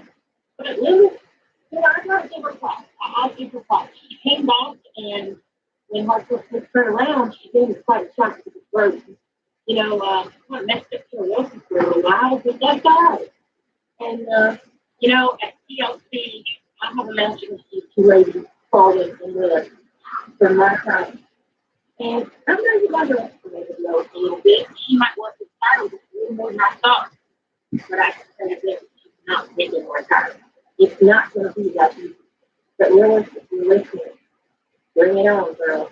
Because I'm looking forward to this match even more now, knowing that you are definitely willing to show Hardcore Sis that you want it. And I'm loving it. And Friday night, after Jones, work for her. Hardcore Sis are stepping in the ring against Lilith, Plank, and Daniel Green. And we will have a trio match. And this is going to be a real good time. I'm going to be ready for this time. You just bring it on. Absolutely love to hear that. Well, sis, we appreciate you calling in all the way from West Virginia or Virginia. I still can't get that straight. I'm so sorry. Listen, guys, for more information on the FWWC, please visit WrestleTalkPodcast.com/fantasy wrestling. Again, that's WrestleTalkPodcast.com /fantasy wrestling. Same place where you can get your mugs. That's the merch booth at WrestleTalkPodcast.com. All that said, ladies and gentlemen, it is time for us to get into the second featured interview of the evening. I'm going to go ahead and bring my co-host back on. Jonesy, I know you're back. I know you're excited because we now have another opportunity to talk to one of my favorite guys in the business today. And I don't use that lightly. I don't call everybody my favorite. I don't call everybody one of my favorite guys. I save that for people that I have seen and had the opportunity to experience, kind of on a first name basis. And this gentleman has definitely grown some wings and started to fly in the professional wrestling world. Ladies and gentlemen, it is an honor and a pleasure to welcome in one of the most hardworking and genuine people in the professional wrestling business. I consider him to be a friend, but everybody must bow and pay respects to the new Dynamo Pro Wrestling D1 champion, the one and only one half of Alpha Omega, Camaro Jackson.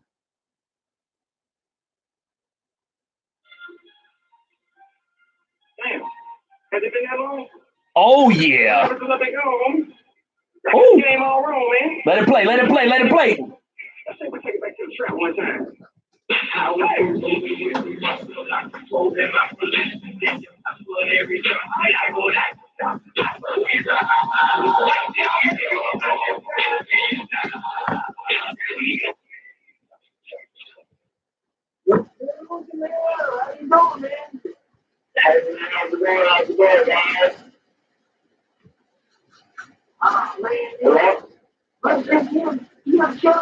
I think you should be able to talk to the brand new D1 champion, baby. Hey, man, I'm glad you guys can have me, man. It's been a while since we last talked. Very long time. Very, very long time. How does it feel to be the brand new D1 champion? You just recently won it. Yeah, man. This past Saturday, Concordia Turners, I won the Dynamo Pro D1 championship. The triple threat match, probably one of the most hard-hitting triple threat matches any multi-man match I've ever had. This was one of my favorite opponents, Ricky Cruz, Midwest legend. You guys know who Ricky is, Of course. Jaden Phoenix. Great guys, man. Great guys to wrestle with. Great guys to be in a locker room with. Awesome people. Man, they asked the question of how it felt. Like, you know, going into the match, I was like, it's just another day in the office, you know. I'm going to try to get this win and just go home to my baby, go home to my wife and kids. And when I got out the curtain, I see my whole family's out there. And I'm like, oh my God, like, it's real.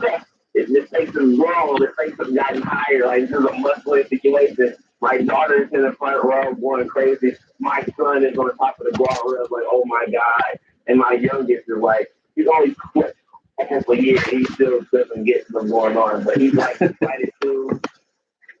It was just like surreal. I'm like, oh my goodness, this is like my quote unquote WrestleMania moment or whatever.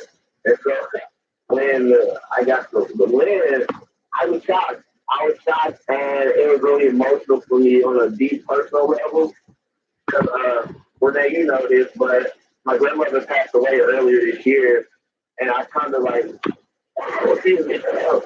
it's like more of a, not a hurdle personally. Well, I kind of hit a hurdle personally, and I would say professionally.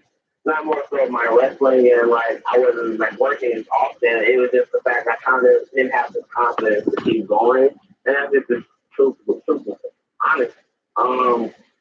Me and my grandmother used to watch wrestling all the freaking time, man. She was like the person that really got me into it, really. So like that win meant the world to me. Like it like I don't know, it was like a small victory, but it was big to me. My family was there, so I took that as okay.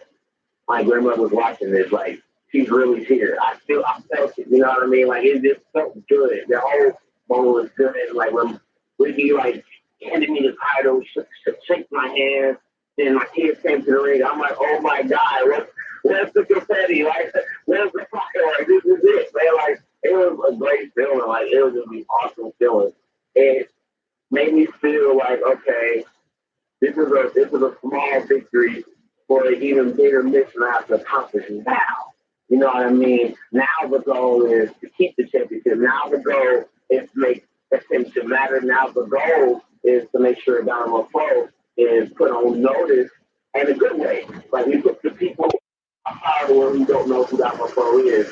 Now they're going to have an idea who they are since Camaro Jackson is their G1 champion. So I mean that's what it's a great feeling, man. It's really cool. I never kind of thought I would win. I mean, I'm figuring I would win championships. I mean, I won some before, but it's like you never think about it because it's not really one of those things you think about. You go out there and do your job, man. From Absolutely. You can tell the excitement in your voice. What an experience, you know, to have your family out there. And I know that your trait of their show is possibly insanely happy for you right now. Can you tell us about being trained by Derek? Oh man, Derek is like he's like the big brother father figure I never had in my life. He gives me the best advice ever. Just not even wrestling, just life in general. I talk to Derek every day. Like we have like a crazy bond. Like Derek really took a chance on me. Like Derek always helps me out. He always helps me out. And I owe this man the world. I owe this old man in the world. And I like to come to old man this giver. I love Derek, man. And he's like one of the greatest people in the world to me, man. Like he really, really, really helped me get my win. He still helps me to this day. He really moving back to St. Louis. You know, he got I was in Kansas City at first. Moving back home to St. Louis, he still communicates. I still ask him for advice as far as match stuff. I say, hey, who can I watch to up my game or do this differently or do that differently? I still send him my matches like, hey, Jerry, what did I do that could have been better? It was good, but could have been better. You know, I always ask him questions. I always ask him, Jerry, what kind of toothpaste should I, use? Because I'm gonna get fined one day and know what kind of t-shirt I have. You know that? Everything about everything when it comes to wrestling life. So like, oh my goodness. goodness, man. Doug is the man. He's amazing. Downstone is one of my favorite wrestlers. I don't know all of the times that I know that when they have a bunch of questions, so when they watch you come on in with a couple of questions you have. No doubt. I appreciate that, Joe. Those are some great questions and some even better responses. What I will say is this. I have some time. Jonesy, I don't know if you're on speakerphone or whatever, but we got to get you off speakerphone because we're getting an echo. We got to fix that real quick. I'm going to forfeit some of my time to a caller who wants to talk with you, Camaro. And what's cool about it is that I believe he's a mutual friend. You spent some time here in Kansas City. You made an outstanding impression on a lot of people here, whether you realize it or not. So instead of being selfish and taking this time all for myself, I'm going to share it with a gentleman that we all know. He's a very well-respected professional and also a professional poet. I'm talking about our amigo, the one and only Sam. Theory. Hell yeah. Hey. I remember in 2014 when we met, the first thing we said was, I want to be a professional wrestler. And I said, when you have your first match, I'm going to be there. And when you had your first match in Kansas City, I made a sign and I was there. Me too. And the first time you do a pay-per-view, whoever promotion is, I'm going to be there because I support you. I am so freaking proud of you. I'm with the drugs right now, but I am super proud of you. When I found out on the day, I literally called Renee and said, "Hey, you gotta get me on because I support this guy." 100%. You are the next big thing. Period. If people are sleeping, they will wake up very, very quickly because I really believe in you. I am so proud of you. I'm so proud of your family for supporting you, and I'm just happy for you. Super excited to talk to you about it. I'm watching, and I've always been watching. I was watching you with, on the Fight app, going to Colorado and working. So, I watch you. And again, I'm proud of you. Keep that light high. Don't speak to the good brothers. I love you. No shit, bro. Yeah, boy.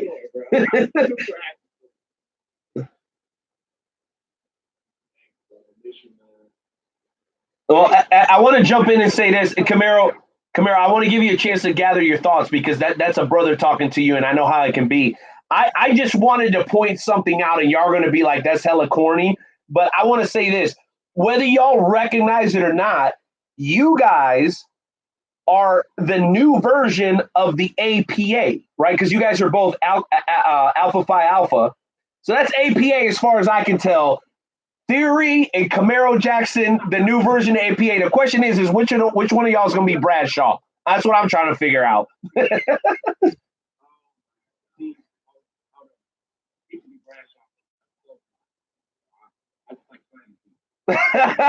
And drinking beer.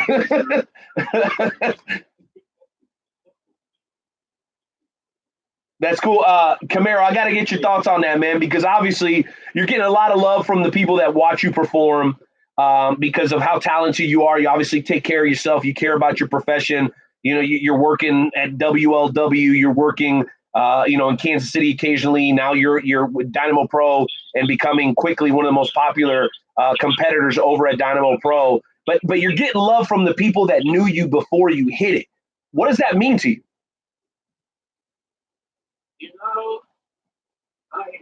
Sometimes when you least suspect it, it's all right, man. I remember but if something really cool happens, it's good. Okay.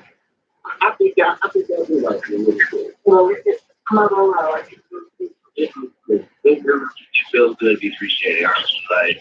And I don't me down. I do like, I'm not too keen on how people feel about it. As long as I go out there, it's like, but it's to like really show me that love. It's like, wow, okay, this is pretty cool, man. Like, I like this. You know what I mean? So, well, you know what? I'm personally excited because, as far as I can tell, this is just the tip of the iceberg for you. So, before I throw it back to Joe, I wanted to ask you a couple of questions of my own. And one of those questions is, how difficult is it for you when people identify you as a tag team wrestler? Okay, because you and Kenny are having a lot of success individually, but you've also had some success together. Is it something where you find yourself to be a little torn? Because a lot of people will originally identify you as, hey, that's one of the guys from Alpha Omega, and now you're beginning to separate yourself a little bit as just Camaro Jackson, and call me old school if you will, but I think of like Capone and Noriega. Capone and Noriega were always a tandem, and then they split up and they started doing their own thing, and at first it felt a little weird. So I know that that's maybe something along the lines of what you're going through. Have there been any challenges in trying to kind of make a name for yourself as a singles competitor?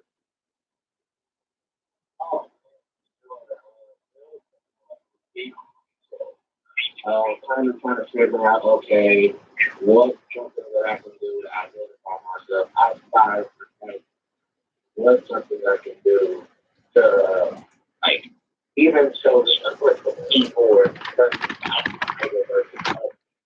and like, it was a recent, start over, not start over, but then like, and get it goes, whatever. I kind of had to, like, okay, figure out, how I'm going to make people want me, because there are a million good wrestlers in the world, but there are like very good actors in the world that actually get wrestling. That's true. So you kind of like, I guess, they're very close to say, you kind of, people are able to get a good one. Now you have to see how you are by yourself. And it was hard at first. I never had to like figure out, okay, let's do like, let's figure out do with a shape arrow. And it simple in a way. I kind of touched it out. I changed my look. I started out wearing kick pads, shooters, and knee pads. I totally ditched that. I'm knee padless with the boots, and I have custom made Star Wars trunks. So yeah, boy. Like, I'm a big boy, so I'm gonna show off my big boy stuff. You know what I mean? Yes, sir.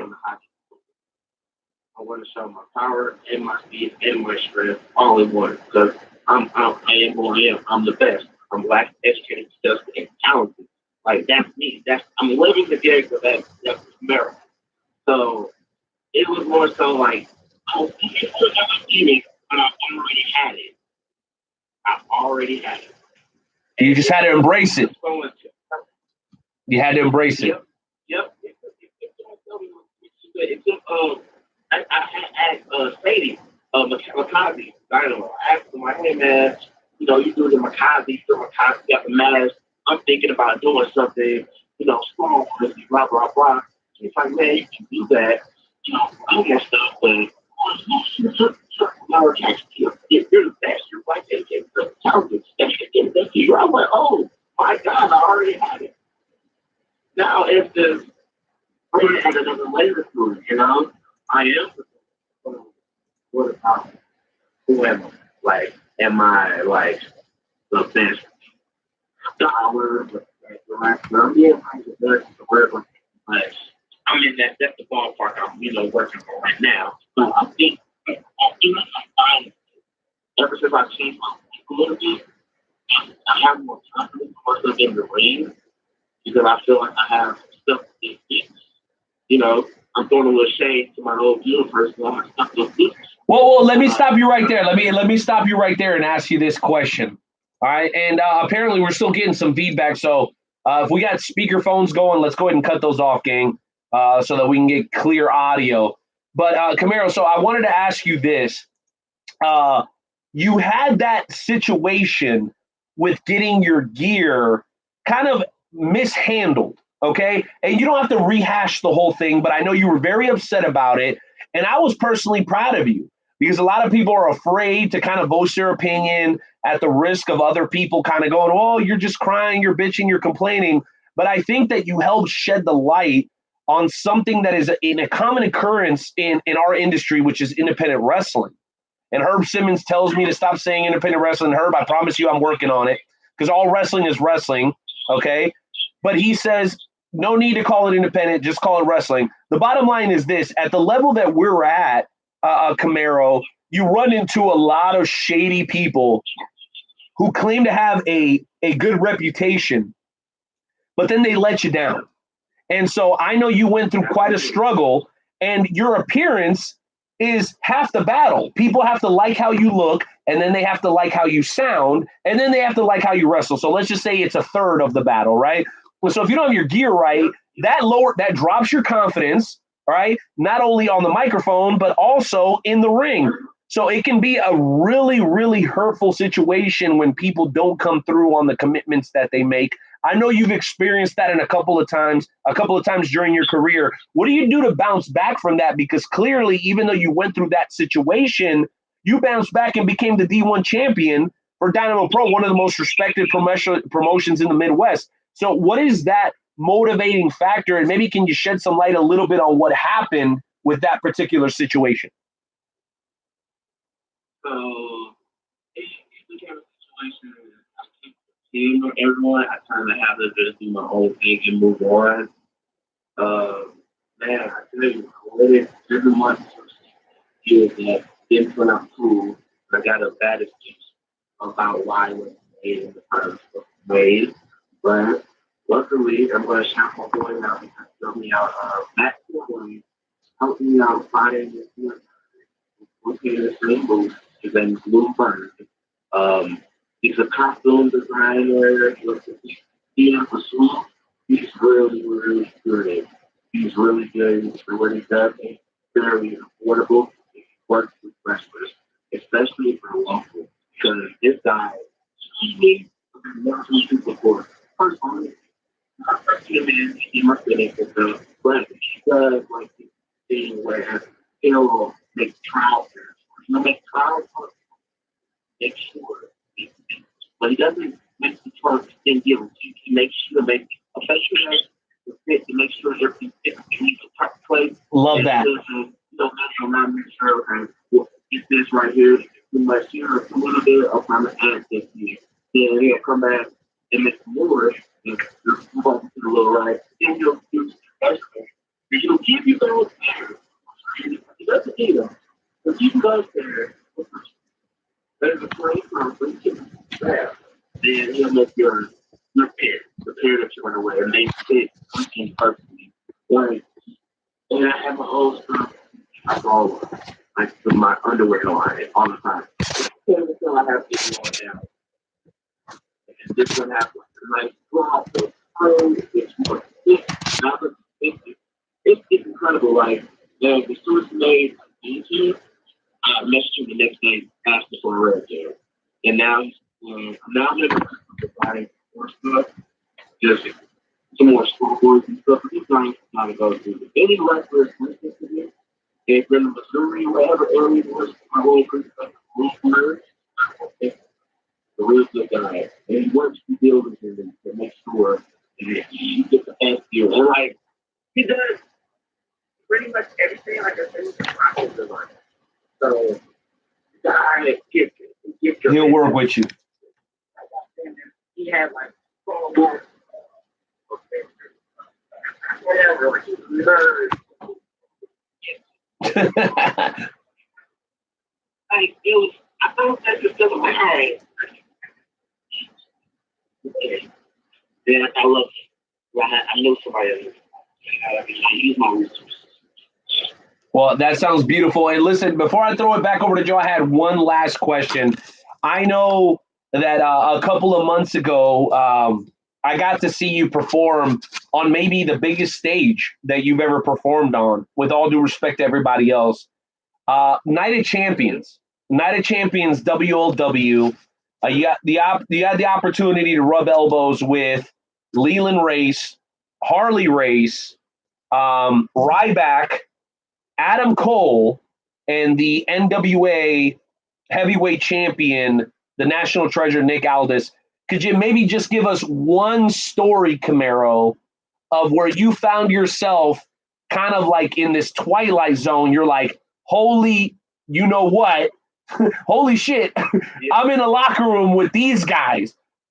Was that the night, or have you had an experience where you're just looking around and you're like, I cannot believe I'm in this locker room right now? Or maybe like a road trip or something along those lines that you might be able to share with the fans?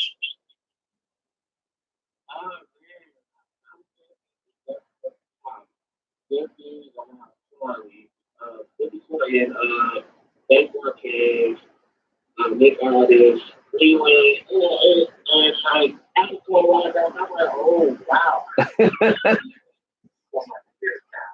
Like I can't think of it from that to not be big and like I was like, oh my god. And you know what's even crazy? Like I always feel like I'm like every like bigger promotion that I work for, I think bigger promotion, whatever, they always think like glory club. Oh, shout out! Hey, shout out to Dan. Hey, shout out to Dan. Shout out to Kevin. People low key don't know those are two of the coolest guys in professional wrestling today, and Mike too. Mike's a part of that clique. So shout out to Mike. Shout out to Kevin, and shout out to Dan. Those are some great guys over there.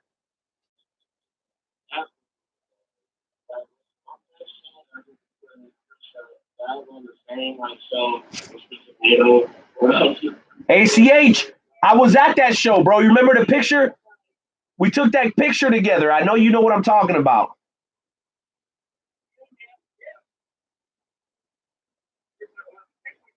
That was heat.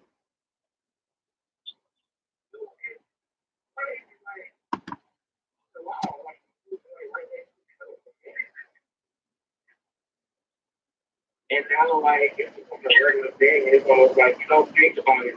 Like, you know, if it happens so often. There's like, oh, man, you do it like, they're just like,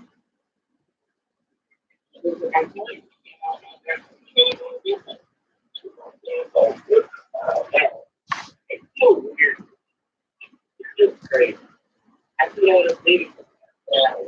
You know,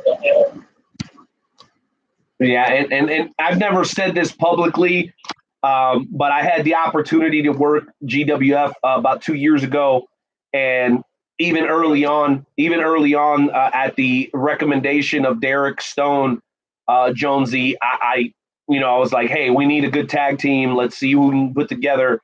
And these guys were already ready. They were beyond ready to get the recognition that they deserved. And then when that Naito show, I know, Nelly, I know you know exactly what I'm talking about. Like, that show was so huge. There probably was close to, if not over 500 people at that show. And ACH came out unannounced. And we talked about the picture a little bit earlier. In that moment, I felt like, wow, these two guys, you and your partner at the time, Kenny, they don't stand out in a bad way. Like, you guys seemed like you belonged to be there. And from that moment forward, I was like, it's just a matter of time. Somebody's just got to give these guys an opportunity. They got to know how to talk. They got to be willing to travel. They got to be willing to kind of do, the dirty work for a little while. But there was no doubt in my mind from that point forward, even though that was like 2 years ago, that you and Kenny were going to be successful. And now it's all coming to fruition. And I'm going to just go ahead and echo Theory and what he said, that we're all extremely proud of you. We hope that no matter how far you go in the business, man, that you never forget about the people who have believed in you from the very beginning. No matter how big or small the promotion is, just know that the fans love you just the same, man. And we just hope more than anything else for you and your family that you guys stay healthy and that you continue to push towards all your goals, because if you're willing to do that, you're willing to do the work, you got the people behind you to support you, really, truly, the sky is the limit, man. So more than anything else, congratulations on all the recent success. And we hope that it just continues, man. I feel like it's just the tip of the iceberg.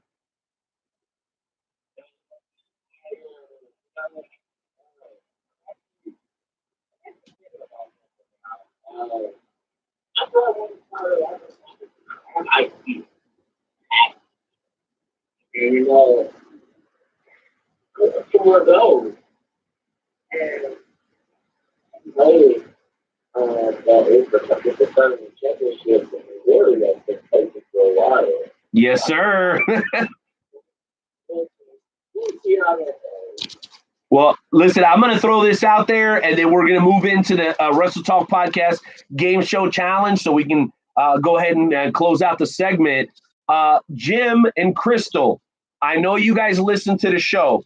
My suggestion, and all it is a suggestion, is I think Camaro should defend the first time against Outcast, and then the second time against Mike Outlaw, and then the third time against the only Triple Crown champion in Dynamo Pro Wrestling history, Ricky Cruz. I think that would be a great way of paying homage and respect to the past and the history of Dynamo Pro Wrestling, but also giving you, Camaro, an opportunity to face the very best that have ever stepped inside the squared circle at Dynamo Pro Wrestling. I'm a big fan of Dynamo. I think that would be fantastic. My question is, would you be game for a gauntlet against Outcast, Mike Outlaw, and then finally one-on-one with Ricky Cruz? I knew it. I know Jim and Crystal listen to the show. Hopefully you guys like that recommendation. All that said, Jonesy, I'm going to throw it back to you, man, with any final questions before we get into the Wrestle Talk Podcast Game Show Challenge. Jim, I just have one final question before we get into the Wrestle Talk Podcast Game Show Challenge. It sounds like you got to go up against the guy by the name of Ricky Cruz, and do you feel that Ricky Cruz is the one match that everybody would want to see? Camaro Jackson against Ricky Cruz. Ricky is a hard-hitting guy, and I want to see myself as the better hard-hitting guy. Like, I can't get wrong with Ricky. Man, this time is so hard. It's about to love. And I want to see to everyone that, one of the audience is yeah.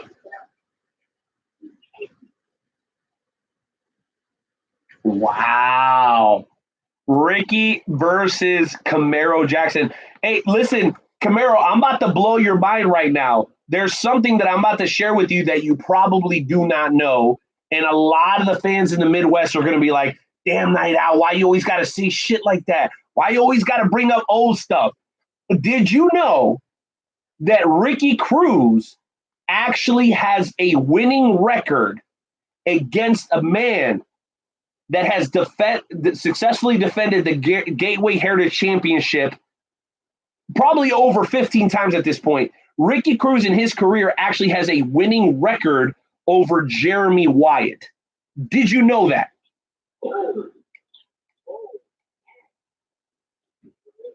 Oh, see?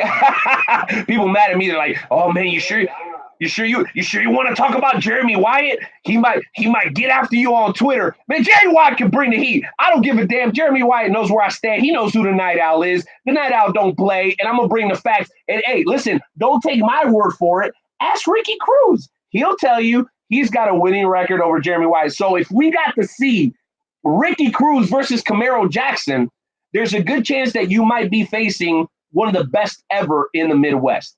Not only in Puerto Rico, not only in Mexico, but in the Midwest. Listen, all I'm saying is this. I want to see the very best matches possible, and Camaro Jackson versus Ricky Cruz, or shoot, Maybe even Jeremy Wyatt. Matt Jackson, I know you watch the show too, bruh. You know what to do. Get the job done. Put this man in the ring against the very best. Maybe it's a little early. Maybe he's getting the Canelo versus Mayweather treatment a little too soon or whatever it is. But this kid's got everything you're looking for. Give Camaro Jackson an opportunity, and I guarantee you, the man will not let you down. That's how I roll, Camaro. I don't play. You know how the Night Owl gets down. The question is, are you ready for tonight's edition of the Wrestle Talk Podcast Game Show Challenge? Let's get it cracking, baby. KC versus STL. Let's do it, baby. Hit the music. Let's go.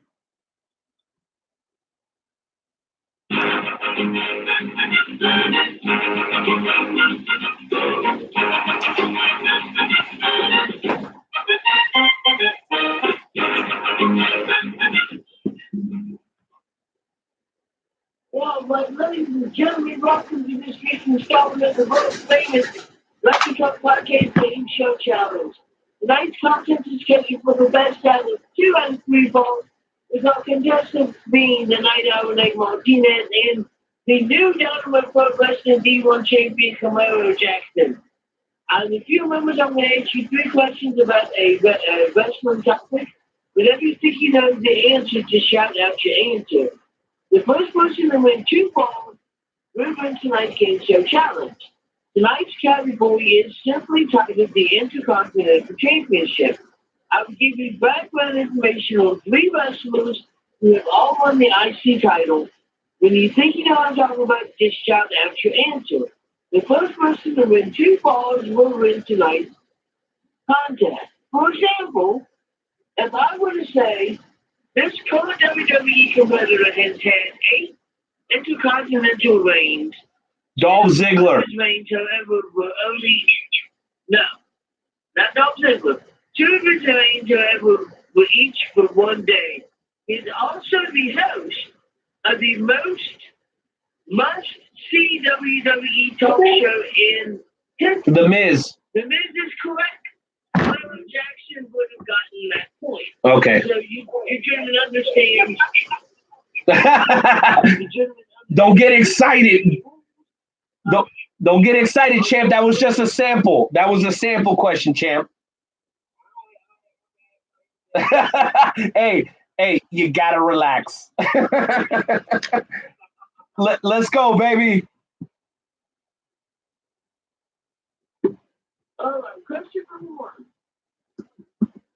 Ricky the Dragon Steamboat defeated the Macho Man, main Savage, for the IC title in a match that some people say stole the show. WrestleMania 3. On June 2nd. Yeah, so let's WrestleMania 3. But on June 2nd, this man defeated Steamboat to win the WWF IC Championship and hold it for a record 454 days. Ultimate Warrior. Not Ultimate Warrior. Ultimate Warrior defeated this person for the IC title.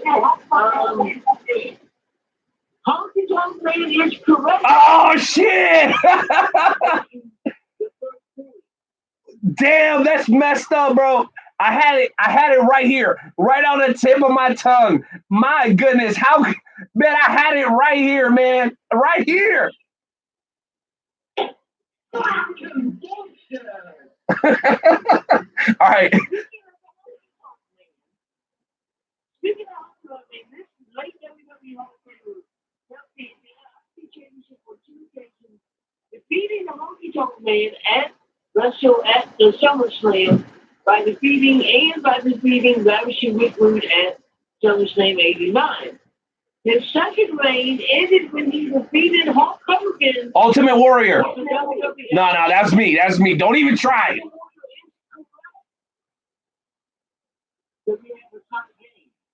Woo!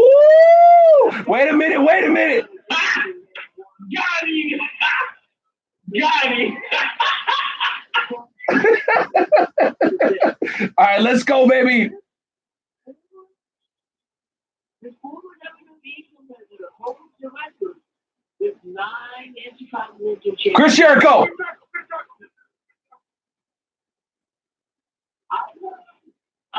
we are going to go to the tapes and just give us 1 second. If you can add something, we think if we go to the tape. Oh shit, we gotta go. We gotta look at the replay right now. Are you serious? Come on, man. All right, ladies and gentlemen, it is official. It's coming in the a hair quicker. The night's winner of the Wrestle Talk podcast getting some shout out to this Camaro Jackson. Congratulations, sir. Really? Really? You're gonna give it to this man? It ain't fair. It ain't right. I want a recount. I want a re-election. Somebody give me some pancakes and some milk. This ain't right, man.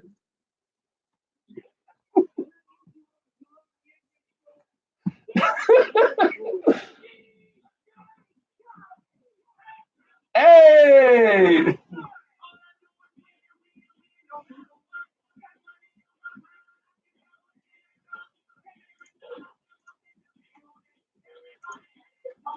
Hey!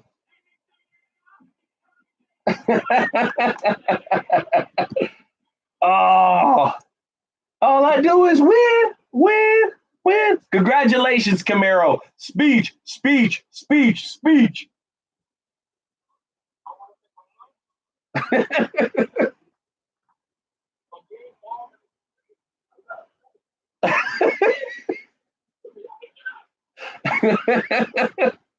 I love that. Well, listen, Camaro, before we let you go, man, we want to thank you for being a loyal member of the Wrestle Talk family.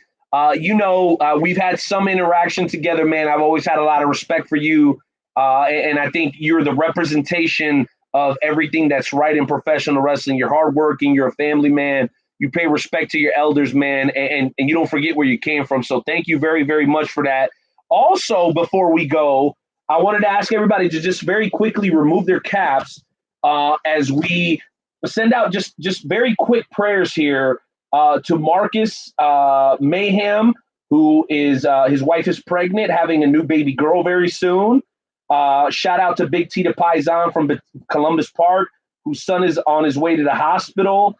And then we also want to petition the Lord to please guard and care for the soul of Camaro Jackson's grandmother that was lost earlier in 2019. So God, please do what you do. Remain sovereign as always. Thank you for the blessings. Thank you for this wonderful interview. And more than anything else, we pray that Camaro Jackson will continue to stay healthy and continue to put out bangers, APA style, in the world of professional wrestling, man. We're super proud of you, brother. Thank you so much for being here. And just know you always have a home right here on the Wrestle Talk podcast with Joe and Renee.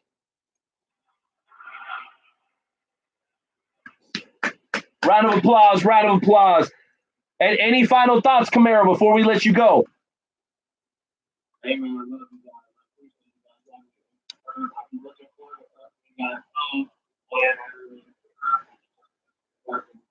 to get the MWR that basically from your character. We're going to talk about it.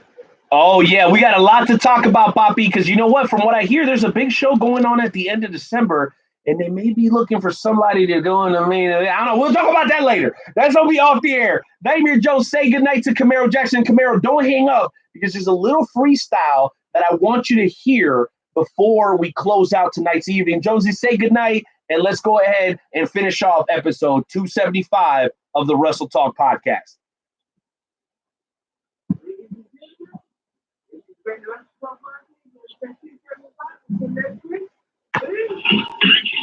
Yo, what up? Night out. Nightmare Jones. What up, Wrestle Talk fam? Do it for y'all. Check me out. Kick in the door, waving the 4-4. Even them haters can't hate us no more. To unlock your door, cause we got some more. Every Wednesday we here, keeping it raw. Night out, nightly joke and all the best jets. Like a double barrel pointed right at your chest. Wrestle Talk Podcast.com. Smashing and killing it like a night at a prom. There it is, baby. Alpha Omega, Camaro Jackson, KC St. Louis doing big things together. We'll be back next week for episode 276. Make sure you follow Heel Camaro on social media, aka Camaro Jackson on Facebook. We love you. We thank you. Grace and peace to everybody. WrestleTalkPodcast.com 24/7. Peace. What? Thank you for using Blog Talk Radio. We out, y'all. Good night.